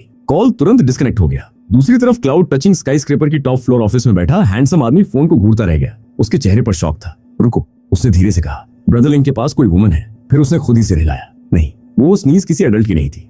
अगले ही पल उसके चेहरे पर मिस्चीवियस स्माइल आ गई। तो फिर उसने बिना समय गंवाए तुरंत दूसरी कॉल्स लगानी शुरू कर दी। उसे अपने प्रिय ब्रदर लिंग का काम पूरा करना था। इसी बीच उसका असिस्टेंट अंदर आया। बॉस, फ्लू मेडिसिन की बात चली है तो याद आया, अभी अभी एक बिजनेस वुमन हेडक्वार्टर्स आई थी, मेडिकल फ्लू क्योर खरीदना चाहती थी। रिक्वेस्ट अप्रूव हुई? नहीं बॉस, पेंडिंग थी। एक्ट्रेस के लिए मांग रही थी, काफी फेमस सेलिब्रिटी है। आदमी कुछ सेकंड सोचता रहा, फिर बोला, अगर मैं गलत नहीं हूँ तो हमारे पास सिर्फ एक डोज बची है ना? यस बॉस, बिल्कुल सही, उसे हेडक्वार्टर्स भेज दो, मैं खुद इस्तेमाल करूंगा। अंडरस्टूड। असिस्टेंट तुरंत चला गया। उसी समय ओशन टेक्नोलॉजी हेडक्वार्टर्स के विजिटर लाउंज में बैठी किन को नोटिफिकेशन मिला। उसकी आंखें फैल गई। क्या? रिक्वेस्ट रिजेक्ट हो गई। उसने जल्दी से स्टाफ मेंबर की तरफ देखा। मैं एक्स्ट्रा पे कर सकती हूँ, प्लीज अपील कर दीजिए। स्टाफ मेंबर ने असहाय होकर सिर हिलाया। सॉरी मिसेस किम, ये बॉस का डायरेक्ट ऑर्डर है, मैं अपील नहीं कर सकता। किम का दिल बैठ गया। सुबह लिंकिंगो की तबीयत सिर्फ थोड़ी खराब थी, लेकिन अब उसका फ्लू और सीरियस हो चुका था। चक्कर आ रहे थे, बॉडी वीक हो रही थी और वर्स्ट पार्ट ये था कि आफ्टरनून में कई इंपॉर्टेंट शूट्स स्केड्यूल थे। अगर ये कोई नॉर्मल प्रोजेक्ट होता तो पोस्टपोन किया जा सकता था, लेकिन इस बार सिचुएशन अलग थी। कंपनी और ब्रांड दोनों ने भारी प्रेशर डाल रखा था। लिंकिंगो ने बताया भी कि वो सिक है, लेकिन जवाब में सिंपैथी नहीं मिली, सिर्फ सार्काज्म और क्रिटिसिज्म मिला। कुछ लोगों ने तो ये तक कह दिया कि वो बहाना बना रही है। इसी वजह से किन सीधे ओशन टेक्नोलॉजी आई थी। मिरेकल फ्लू क्यूरी उनकी आखिरी उम्मीद थी, लेकिन अब वो भी रिजेक्ट हो चुकी थी। पूरी तरह हेल्पलेस महसूस करते हुए किन वापस लौटने की तैयारी करने लगी। दूसरी तरफ तुम और इल्मो होटल क्राउन से निकल चुके थे। आइसक्रीम खत्म होने के बाद उसका मूड पहले से काफी बेटर हो गया था। डैडी, उसने अपने पेट पर हाथ रखकर कहा, देखो मेरा तमी बड़ा हो गया, तुम हैंस पड़े। अच्छा, इल्मो ने गर्व से सिर हिलाया। हाँ, इल्मो तुम्हें इतना पसंद आया तो डैडी हर वीकेंड तुम्हें यहाँ लाएगा। Really really, thank you daddy. उसी समय तुमने दूर खड़े मैनेजर को हाथ से इशारा किया। मैनेजर लगभग दौड़ता हुआ पहुंच गया। मिस्टर लिन, मैं आपकी क्या हेल्प कर सकता हूँ? तुमने टेबल की तरफ इशारा किया। आज जो मॉलिक्यूलर आइसक्रीम हमने खाई है, उसकी एक सर्विंग रोज मेरे घर डिलीवर करवा दीजिए। फ्रेश होनी चाहिए और फ्लेवर्स चेंज होते रहने चाहिए। मैनेजर की आंखें चमक उठी। ऑफ कोर्स मिस्टर लिन, हम डेली फ्रेश इक्विपमेंट के साथ प्रिपेयर करेंगे। गुड, ये हमारा ऑनर है। मैनेजर इतना अटेंटिव था कि बस जूते साफ करना ही बाकी रह गया था। घर लौटते समय पूरा दिन काफी बिजी रहा था। कार खरीदना, कपड़े खरीदना, अम्यूजमेंट पार्क, लंच। भले ही ज्यादा चला नहीं गया था, लेकिन फिर भी हल्की थकान महसूस हो रही थी। घर पहुंचते ही डैड और डॉटर लिविंग रूम के काउच पर साथ बैठ गए। थोड़ी देर बातें हुई, फिर आराम करते करते पता ही नहीं चला कब इल्मो तुम्हारी बांह से लगकर सो गई। जब तुम उठकर कुछ खाने का सोच रहे थे, तभी तुम्हारी नजर उस पर पड़ी। उसकी ब्रीदिंग स्टेडी थी, लंबी आईलैशेस हल्के हल्के हिल रही थी। कभी कभी उसका छोटा सा चेहरा ट्विच कर जाता था। वो इतनी एडोरेबल लग रही थी कि तुम्हारा मन ही नहीं हुआ उसे जगाने का, इसलिए तुम उसी पोजीशन में बैठे रहे। एक हाथ से उसे संभाले रखा और दूसरे हाथ से फोन उठा लिया, क्योंकि तुम्हें याद आया लिंकिंगू को भी म्यूजिक चाहिए था। तुम्हें पता चला था कि लिंकिंगू एक मूवी रोल के लिए कम्पीट कर रही है। ये बात उसने खुद नहीं बताई थी, तुमने किसी और सोर्स से जाना था, इसलिए तुमने उसकी हेल्प करने का फैसला किया। आखिर अब वो तुम्हारी बेटी की माँ थी। फोन हाथ में लिए तुमने धीरे धीरे लिरिक्स लिखना शुरू किया। दिल में जो इमोशंस थे वो शब्दों में बदलते चले गए। उस जल्दबाज साल में हमने कुछ ऐसे वादे कर दिए थे जिन्हें निभाना आसान नहीं था। अब बस यही उम्मीद कर सकते हैं कि कोई उन्हें याद रखे। मैं उन किस मार्क्स को दोष नहीं देता जो अभी तक कॉलेजेस नहीं बने। सर्द रातों को पकड़ कर रखने से भी बेचैनी कम नहीं हुई। इस प्यार को भी दोष नहीं देता जिसे बार बार रिहर्स करने का मौका ही नहीं मिला। शायद समय की पेशेंस नहीं हमें इतना समय दिया कि हम पछतावे में न जिए। लिरिक्स धीरे धीरे पूरे होते गए। अगर हम दोबारा मिले और आंखें लाल न हो तो क्या गाल फिर से गुलाबी हो सकते हैं? ठीक वैसे ही जैसे उस जल्दबाज साल में थे जब हमें लगता था कि हमेशा साथ रहेंगे। अगर अतीत अभी भी थोड़े प्यार के लायक है तो माफ करने में जल्दबाजी मत करो। आखिर बिना किसी बंधन और चिंता के जीना कौन चाहता है? लोगों को एक दूसरे पर कुछ न कुछ उधार रहना चाहिए, वरना याद रखने के लिए बचता ही क्या है। सॉन्ग का मूड बिटर स्वीट था, यादों से भरा हुआ, लेकिन रिग्रेट से नहीं। पूरे 2 घंटे कब गुजर गए तुम्हें पता ही नहीं चला। लिरिक्स और मेलोडी दोनों कंप्लीट हो चुके थे। जब तुमने फोन नीचे रखा तब भी इल्मो सो रही थी। थोड़ी चिंता हुई। तुमने धीरे से उसका माथा छुआ। लकीली उसे फीवर नहीं था, टेम्परेचर नॉर्मल था। तुम सोच ही रहे थे कि उसे उठाना चाहिए या नहीं, तभी अचानक उसकी आंखें खुल गई। अगले ही पल वाह, वो जोर जोर से रोने लगी। उसकी रोने की आवाज सुनकर तुम्हारा दिल कस गया। तुमने तुरंत उसे अपनी बाहों में उठा लिया। क्या हुआ स्वीट हार्ट, बैड ड्रीम आया? तुमने प्यार से उसकी पीठ सहलाई। क्या मम्मी की याद आ रही है? इल्मो ने सिर झुका लिया। उसकी आंखों में आंसू चमक रहे थे। आखिर वो अभी भी एक छोटी बच्ची ही थी। पूरी जिंदगी उसने अपनी मॉम के साथ बिताई थी। भले ही वो डैड के साथ रहना चाहती थी, लेकिन मॉम से दूर रहना उसके लिए इम्पॉसिबल था। ड्रीम में मॉमी दिखी। उसने रोंधी हुई आवाज में कहा, मैं उनके पास जाना चाहती थी, लेकिन फिर वो अचानक गायब हो गई। उसकी बात सुनकर तुम्हारे दिल में हल्का दर्द उठा। तुमने घड़ी की तरफ देखा। अभी ज्यादा देर नहीं हुई थी। फिर तुम मुस्कुराए। तो फिर डैडी तुम्हें रंडू लेकर चलता है। मॉमी से मिलने चलोगी? इल्मो की आंखें फैल गई। रियली? हाँ। पहले उसने सिर हिलाया, फिर अचानक रुक गई। लेकिन डैडी, बहुत दूर है ना। दूर कहाँ? तुम हंस पड़े। कार से सिर्फ 2 घंटे लगेंगे। सच सच। तो चलो। अभी कुछ सेकंड पहले जो बच्ची रो रही थी, उसकी आंखें अब एक्साइटमेंट से चमक रही थी। वो तुरंत काउच से कूदकर खड़ी हो गई, लेकिन तैयारी करते समय वो अचानक हिचकिचाई। तुमने नोटिस कर लिया? क्या हुआ? इल्मो ने थोड़ा सोचकर पूछा। डैड, जब मॉम ने कॉल किया था ना, तब उन्होंने कहा था कि उन्हें डैड का मीट राइस खाना है। क्या हम मॉम के लिए भी ले जा सकते हैं? उसकी उम्मीद भरी आंखें देखकर तुम हंस दिए। Of course. रियली? बस थोड़ा वेट करो, डैडी बनाता है, फिर निकलते हैं। ये मॉम बहुत खुश होंगी। इल्मो खुशी से उछलने लगी। दूसरी तरफ लिंकिंगू को बिल्कुल अंदाजा नहीं था कि उसकी एक कैजुअल बात को किसी ने इतना सीरियसली ले लिया है। तुमने प्यार से इल्मो के सिर पर हाथ फेरा और किचन में चले गए। अच्छी बात यह थी कि कल यूमो के लिए बीफ राइस बनाते समय कुछ सेमी प्रिपेयर्ड इंग्रेडिएंट्स बच गए थे, इसलिए ज्यादा समय नहीं लगा। थोड़ी ही देर में सब रेडी हो गया। लिविंग रूम में बैठी इल्मो पूरे टाइम एक्साइटमेंट में पैर हिलाती रही। वो बस जल्दी से मॉम से मिलना चाहती थी। कुछ देर बाद तुम थर्मोस लेकर बाहर आए। स्पेशल इंसुलेटेड थर्मोस था, ताकि खाना बिल्कुल फ्रेश रहे। रेडी? रेडी? इल्मो ने तुरंत जवाब दिया। फिर तुम दोनों हाईवे की तरफ निकल पड़े। रास्ते में तुमने ओशन टेक्नोलॉजी के मॉम को कॉल लगाया। कॉल लगभग इंस्टेंटली पिक हुआ, जैसे वो डर रहा हो कि कहीं कॉल मिस न हो जाए। ब्रदर लिन, उसकी आवाज में एक्साइटमेंट साफ थी। मैं ऑफिस में हूँ। अगर उसके एम्प्लॉइज उसे इस हालत में देखते तो शायद शॉक हो जाते, क्योंकि उनके सामने वाला स्ट्रिक्ट बॉस और अभी वाला इंसान 2 अलग अलग लोग लग रहे थे। मैं हंजू पहुंच रहा हूँ। तुमने कहा कोल्ड मेडिसिन रेडी रखो। नो प्रॉब्लम, उसने तुरंत जवाब दिया। फिर क्यूरियोसिटी रोक नहीं पाया। ब्रदर लिन, आप अचानक हंजू क्यों आ रहे हैं? उसने थोड़ा रुक कर कहा। क्या सिस्टर इन लॉ को कोल्ड हो गया? तुमने कोई जवाब नहीं दिया, लेकिन उसकी इमेजिनेशन पूरी स्पीड पर दौड़ने लगी। समझ गया। वो ऑलमोस्ट खुशी से चिल्ला पड़ा। मैं पर्सनली सब प्रिपेयर करूंगा। कॉल कटने के बाद भी उसके चेहरे पर ग्रिन बनी रही। दूसरी तरफ तुम कार ड्राइव करते हुए रियर व्यू मिरर में देखने लगे। पीछे बैठी इल्मो कार्टून देख रही थी। तुम्हारे दिल में हल्की शरारत जागी। अचानक तुम्हें ख्याल आया, क्या मॉम को पता भी है कि अब तुम्हारी एक बेटी है? अगर उसे अचानक इल्मो दिख गई तो उसका रिएक्शन देखने लायक होगा। ब्रदर लिन, मासूम लगभग दौड़ते हुए तुम्हारी तरफ आया। उसके कदम इतने बड़े थे कि लगता था जैसे कोई इंपॉर्टेंट डील साइन होने वाली हो। लेकिन जैसे ही वो तुम्हें हग करने वाला था, उसकी नजर तुम्हारे बगल में खड़ी एक छोटी सी एडोरेबल डॉल पर पड़ी। वो तुरंत रुक गया। उसकी आंखें फैल गईं। फिर उसने यूमो को देखा, फिर तुम्हें देखा, फिर दोबारा यूमो को देखा। उसके चेहरे पर ऐसा एक्सप्रेशन आ गया जैसे कोई पेड़ पर चढ़कर फ्रूट तोड़ने गया हो और वहां फिजिक्स का एग्जाम पेपर मिल गया हो। कॉन्फ्यूजन ही कॉन्फ्यूजन। तुमने उसकी तरफ देखा और मुस्कुरा दिए। आओ इंट्रोड्यूस करवाता हूँ। तुमने यूमो के सिर पर हाथ रखा। ये मेरी बेटी है। बूम। ऐसा लगा जैसे मासूम के दिमाग में न्यूक्लियर बॉम्ब फट गया हो। मुंह, अंकल सुन को हेलो बोलो। अंकल सुन, यूमो ने जोर से कहा। उसकी आवाज ने आखिरकार मासूम को रियलिटी में वापस खींच लिया। ब्रदर लिन, वो लगभग चिल्ला पड़ा। ये क्या हो गया? कब हुआ? कैसे हुआ? और इतनी बड़ी बेटी कहां से आ गई? उसने यूमो की हाइट नापने के लिए हाथ नीचे किया। ये तो लगभग मेरी ठाई तक पहुंच रही है। अंकल सन, यूमो ने गाल फुला लिए। मैं आपको बुला रही हूँ, आप जवाब क्यों नहीं दे रहे? अरे, मासूम तुरंत झुक गया। प्रिंसेस, अंकल बस शॉक में था, थोड़ा टाइम दो रिकवर होने का। इतना बोलकर ओशन टेक्नोलॉजी का बॉस सीधे सड़क किनारे कर्ब पर बैठ गया, हाथ घुटनों पर रखे हुए, आंखें शून्य में, जैसे जीवन के सारे सवाल एक साथ सामने आ गए। पास खड़ा सिक्योरिटी गार्ड जो सिल्वर हाई टेक बॉक्स पकड़े हुए था, लगभग रोने वाला था। क्या ये सच में उनका बॉस था? क्यों ऐसा लग रहा था जैसे कोई बेरोजगार आदमी जिंदगी के फैसलों पर विचार कर रहा हो? कुछ मिनट बाद मासूम आखिर खड़ा हुआ। उसने यूमो को फिर देखा, फिर तुम्हें, फिर यूमो को। ब्रदर लिन, उसकी आवाज जेलसी से भर गई। आप बहुत फास्ट निकले। तुमने भौएं चढ़ा ली। फास्ट? हाँ, मासूम ने ड्रामेटिक अंदाज में कहा। मैं अभी तक गर्लफ्रेंड ढूंढ रहा हूँ और आपके पास ऑलरेडी इतनी बड़ी बेटी है। यूमो हंस पड़ी। अंकल फनी है। मासूम ने तुरंत दिल पकड़ लिया। ब्रदर लिन, अब समझ आया लोग डॉटर्स के लिए क्यों पागल रहते हैं। फिर उसने क्यूरियोसिटी से पूछा, डैड बनना कैसा लगता है? तुमने कुछ सेकंड सोचा, फिर पीछे खड़ी यूमो की तरफ देखा। वो कार्टून स्टिकर वाली वाटर बॉटल पकड़े इधर उधर देख रही थी। तुम्हारे चेहरे पर हल्की मुस्कान आई। ऑसम, बस एक शब्द। लेकिन मासूम समझ गया। कुछ पल के लिए उसके दिल में इतनी जेलसी उठी कि खुद उसे डर लग गया। लेकिन वो ये भी जानता था कि प्यार और बेटी दोनों ऐसी चीजें हैं जो ढूंढने से नहीं मिलती, लग चाहिए, और बहुत सारा। थोड़ी देर और बातें करने के बाद उसने सिल्वर ब्रीफकेस तुम्हारे हाथ में दिया। तुमने उसे खोला। अंदर स्काई ब्लू लिक्विड वाली ग्लास वायल रखी थी। Miracle cold medicine.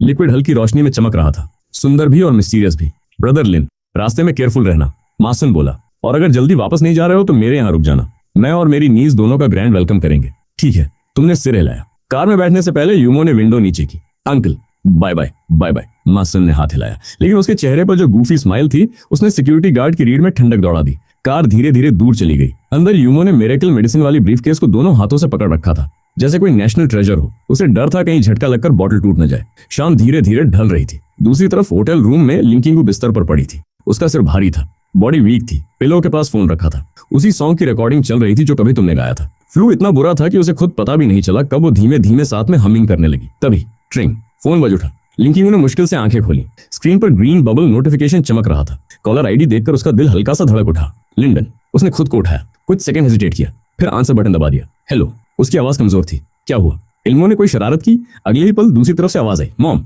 लिंकिंगू की आंखें अपने आप नरम पड़ गईं। मैं शरारती नहीं हूं, इल्मो ने प्रोटेस्ट किया। डैड भी कहेंगे? उसने तुरंत फोन तुम्हारी तरफ कर दिया। इल्मो बहुत ओबीडियंट और समझदार है। तुमने सीधे कहा, चिंता मत करो। लिंकिंगू हंस पड़ी। सिर्फ कुछ सेकंड की बातचीत ने उसका मूड काफी बेहतर कर दिया। लेकिन तभी तुमने उसकी आवाज ध्यान से सुनी। नसल, भारी, थकी हुई। तुम सच में इतनी सिक हो? तुमने पूछा। सब ठीक है, थोड़ा रेस्ट करूंगी तो ठीक हो जाऊंगी। वो बोली, मत सोना अभी। तुमने तुरंत कहा, नीचे आ जाओ। क्या? लिंकिंगू को लगा उसने गलत सुना। मैं और इल्मो नीचे वेट कर रहे। कुछ सेकंड तक दूसरी तरफ साइलेंस रहा। रुको। उसकी सांस रुक गई। तुम हंजू आ गए? यप। इस बार यूमो ने जवाब दिया। मॉम, हम नीचे हैं। डैड ऊपर नहीं आ रहे क्योंकि वो नहीं चाहते कि कोई आपको देख ले और गॉसिप शुरू हो जाए। लिंकिंगू पूरी तरह स्टंट रह गई। फीवर से धुंधला पड़ा, दिमाग एकदम क्लियर हो गया। तुम लोग सच में हो? हाँ। मॉम, आराम से आना। यूमो बोली, कोई हरी नहीं है। सही कहा, तुमने भी कहा, टेक योर टाइम। ओके।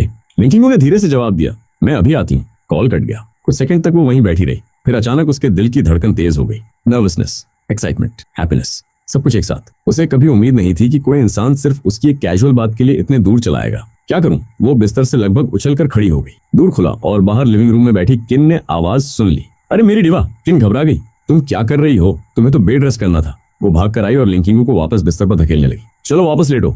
लेकिन लिंकिंगू ने खुद को छुड़ा लिया। नहीं, क्या मतलब नहीं? किन पूरी तरह कंफ्यूज हो गई। लिंकिंगू के चेहरे पर बुखार था, लेकिन आंखों में चमक पहले से कहीं ज्यादा थी। मुझे नीचे जाना है। क्यों? किन ने पूछा। लिंकिंगू ने होंठ काटे, फिर धीरे से कहा, क्योंकि वो आ गया है। क्या? किन की आंखें फैल गईं। लिंकिंगू ने जल्दी जल्दी समझाना शुरू किया। यूमो नीचे है, लिंडन भी आया है, वो मुझे देखने आया है और मेडिसिन भी लाया है। किन कुछ सेकंड तक उसे घूरती रही, फिर गहरी सांस छोड़ी। 200 किलोमीटर ट्रैवल करके सिर्फ तुम्हें मेडिसिन देने आया है। उसके चेहरे पर अजीब सी मुस्कान आ गई। वाह, ये तो काफी डीप फीलिंग्स वाली बात लग रही है। लिंकिंगू का चेहरा तुरंत लाल हो गया। ऐसी कोई बात नहीं है। हाँ, बिल्कुल नहीं है, किन ने मजाक उड़ाते हुए कहा और फिर उसकी मदद से उसे तैयार करने लगी। लिंडन सही था। इस होटल में ब्रांड्स, डायरेक्टर्स और एंटरटेनमेंट इंडस्ट्री के लोग भरे पड़े थे। अगर किसी ने लिंकिंगू, लिंडन और यूमो को साथ देख लिया तो अगले दिन हेडलाइंस फट पड़ती। इसलिए दोनों ने पूरी सावधानी बरती। काफी देर तक कॉन्फर्म करने के बाद कि नीचे कोई पापराजी नहीं है, दोनों क्वाइटली रूम से निकल गईं। कुछ मिनट बाद वो पार्किंग लॉट में पहुंच गईं। इधर तुम कार के अंदर बैठे थे। यूमो विंडो से बाहर झांक रही थी। जैसे ही उसने मॉम को देखा, उसकी आंखें चमक उठी। मॉमी, वो लगभग चिल्ला पड़ी। लिंकिंगू का दिल पिघल गया। लेकिन उसी समय किन की नजर कार पर पड़ी। पिछली बार जब उसने तुम्हें देखा था, तुम टैक्सी से गए थे और आज तुम एक नई R8 चला रहे थे। किन ने गहरी सांस ली। लिंडन, आखिर तुम कितने रिच हो? लेकिन उससे पहले कि कोई कुछ और बोलता, तुमने ब्रीफकेस मांग लिया। यूमो, डैडी को दे दो। ओके। यूमो ने तुरंत सिल्वर ब्रीफकेस तुम्हारे हाथ में रख दिया। तुमने उसे खोला। अंदर वही स्काई ब्लू मेडिसिन सुरक्षित रखी हुई थी। अब सामने से देखने पर तुम्हें एहसास हुआ कि लिंकिंगू की हालत फोन पर जितनी लगी थी उससे भी खराब थी। उसका चेहरा फीका था और आंखों में थकान साफ दिख रही थी। ये क्या है? लिंकिंगू ने हैरानी से पूछा। तुमने मेडिसिन तैयार करते हुए शांत आवाज में कहा, फ्लू के लिए स्पेशल मेडिसिन है। किन तुरंत अलर्ट हो गई। रुको, उसने जल्दी से कहा। लिंडन, मेडिसिन को कैजुअली नहीं लिया जा सकता। उसे लिंकिंगू की पर्सनैलिटी अच्छी तरह पता थी। वो जानती थी कि लिंडन उसके लिए इतनी दूर से आया है। ऐसी हालत में अगर वो कह देता कि कोई कड़वी चीज पी लो तो शायद लिंकिंगू बिना सोचे पी लेती। यूमो भी तुरंत बोल पड़ी, आंटी किन, ये वही स्पेशल मेडिसिन है जो डैड अभी लेकर आए हैं। Special medicine. किन ने दोहराया। तभी उसकी नजर ब्रीफकेस पर गई। अचानक उसे कुछ याद आया। रुको, वो झुककर ध्यान से देखने लगी। ये ओशन टेक्नोलॉजी का लोगो है। उसकी आवाज बदल गई। मैं आज दोपहर उनके हेडक्वार्टर्स गई थी। उसने जल्दी जल्दी कहना शुरू किया। पूरी दोपहर कोशिश की, लिंकिंगू के लिए मेडिसिन मांगी, लेकिन मुझे मना कर दिया गया। फिर उसने तुम्हारी तरफ देखा और अब वही मेडिसिन तुम्हारे हाथ में है। यूमो ने गर्व से कहा, अंकल सन ने डैडी को दिया। बस इतना सुनना था कि किन पूरी तरह समझ गई। ओशन टेक्नोलॉजी का हेड मासूम किसी आम इंसान से मिलने तक में सिक्योरिटी की दीवारें लगा देता था और यहाँ उसकी कंपनी की सबसे रेयर मेडिसिन सीधे लिंडन के हाथ में थी। कुछ सेकंड तक वो कुछ बोल ही नहीं पाई, फिर माथे पर हाथ रखकर बोली, मैं पूरा दिन भागती रही। मुझे लगा ओशन टेक्नोलॉजी के स्टैंडर्ड्स बहुत ऊंचे हैं, लेकिन आखिर में मेडिसिन यहाँ पहुंच गई। उसकी नजरें तुम्हारे ऊपर टिक गई। लिंडन, तुम आखिर हो कौन? तुमने बस हल्की मुस्कान दी। कोई जवाब नहीं। इससे किन और भी हेल्पलेस फील करने लगी। दूसरी तरफ लिंकिंगू का चेहरा लगातार लाल होता जा रहा था, फीवर की वजह से भी और एम्बैरेसमेंट की वजह से भी। माहौल थोड़ा ऑकवर्ड हो गया। आखिर उसने धीरे से किन की तरफ देखा। क्या तुम थोड़ी देर के लिए बाहर वेट कर सकती हो? किन ने एक पल उसे देखा, फिर मुस्कुराई। अच्छा, उसने लंबी आवाज में कहा, मुझे लगा तुम मुझसे हेल्प मांगोगी। लेकिन तुम तो मुझे बाहर भेज रही हो। लिंकिंगू का चेहरा और लाल हो गया। किन ठीक है, मैं जा रही हूँ। डोर खोलते हुए उसने पीछे मुड़कर देखा। वैसे लिंडन, उसके चेहरे पर शरारती मुस्कान थी। हमारी किंगू का अच्छे से ख्याल रखना। किन, इस बार लिंकिंगू सच में शर्म से मरने वाली लग रही थी। किन हंसती हुई कार से उतर गई। अब कार के अंदर सिर्फ तुम, लिंकिंगू और यूमो रह गए। कुछ सेकंड तक सन्नाटा छाया रहा। फिर लिंकिंगू ने धीरे से पूछा, लिंडन, तुम्हें ये सब भी आता है? यूमो ने तुरंत बीच में जंप कर लिया। मॉम, डैड को सब आता है? सब, लिंकिंगू ने हंसते हुए पूछा। हाँ, यूमो ने गर्व से उंगली गिननी शुरू कर दी। डैड कुकिंग कर सकते हैं, डैड ड्राइविंग कर सकते हैं, डैड सॉन्ग्स लिख सकते हैं, डैड इंजेक्शंस भी जानते हैं, डैड सबसे बेस्ट है। उसकी मासूम आवाज में पूरा विश्वास भरा हुआ था। लिंकिंगू ने यूमो को देखा, फिर तुम्हें देखा। उसके दिल में एक अजीब सी गर्माहट फैल गई। शायद इसलिए नहीं कि तुम मेडिसिन लेकर आए थे, बल्कि इसलिए कि उसकी बेटी की आंखों में अपने डैड के लिए जो भरोसा था वो बिल्कुल नकली नहीं हो सकता था। रिलैक्स, बिल्कुल दर्द नहीं होगा, तुमने कैजुअली कहा। लेकिन लिंकिंगू का ध्यान सिर्फ एक शब्द पर अटक गया था, डोमिनेट। उसके दिमाग में वही शब्द घूम रहा था। एक इंजेक्शन लगाने के लिए कोई ऐसा शब्द इस्तेमाल करता है क्या? आज पूरा दिन जैसे उसका दिमाग उसके खिलाफ काम कर रहा था, हर बात का अलग ही मतलब निकाल रहा था। इंजेक्शन खत्म होने के बाद तुम सिरिंज को घुमाकर देखने लगे। इंटरेस्टिंग, तुमने कहा। इस सिरिंज का डिजाइन काफी स्मार्ट है, लेजी लोगों के लिए परफेक्ट। दूसरी तरफ लिंकिंगू बेंच पर सिकुड़ कर बैठी थी। उसके चेहरे पर शिकायतें ही शिकायतें लिखी थी। तुम भी थोड़ा हेल्पलेस महसूस कर रहे थे। आखिर उसकी जीन्स नीचे यूमो ने खींची थी, तुमने तो नहीं। इसमें तुम्हारा क्या दोष? अरे चिंता मत करो, तुमने समझाने की कोशिश की। कार की लाइट इतनी डिम थी कि मैंने कुछ नहीं देखा। बस, लिंकिंगू ने तुरंत नाक सिकोड़ते हुए तुम्हें रोक दिया। और कुछ मत बोलो, ठीक है, तुमने सरेंडर कर दिया। लेकिन अगले ही पल तुम्हारे मुंह से निकल गया, वैसे स्किन काफी फेयर है, लिंडन।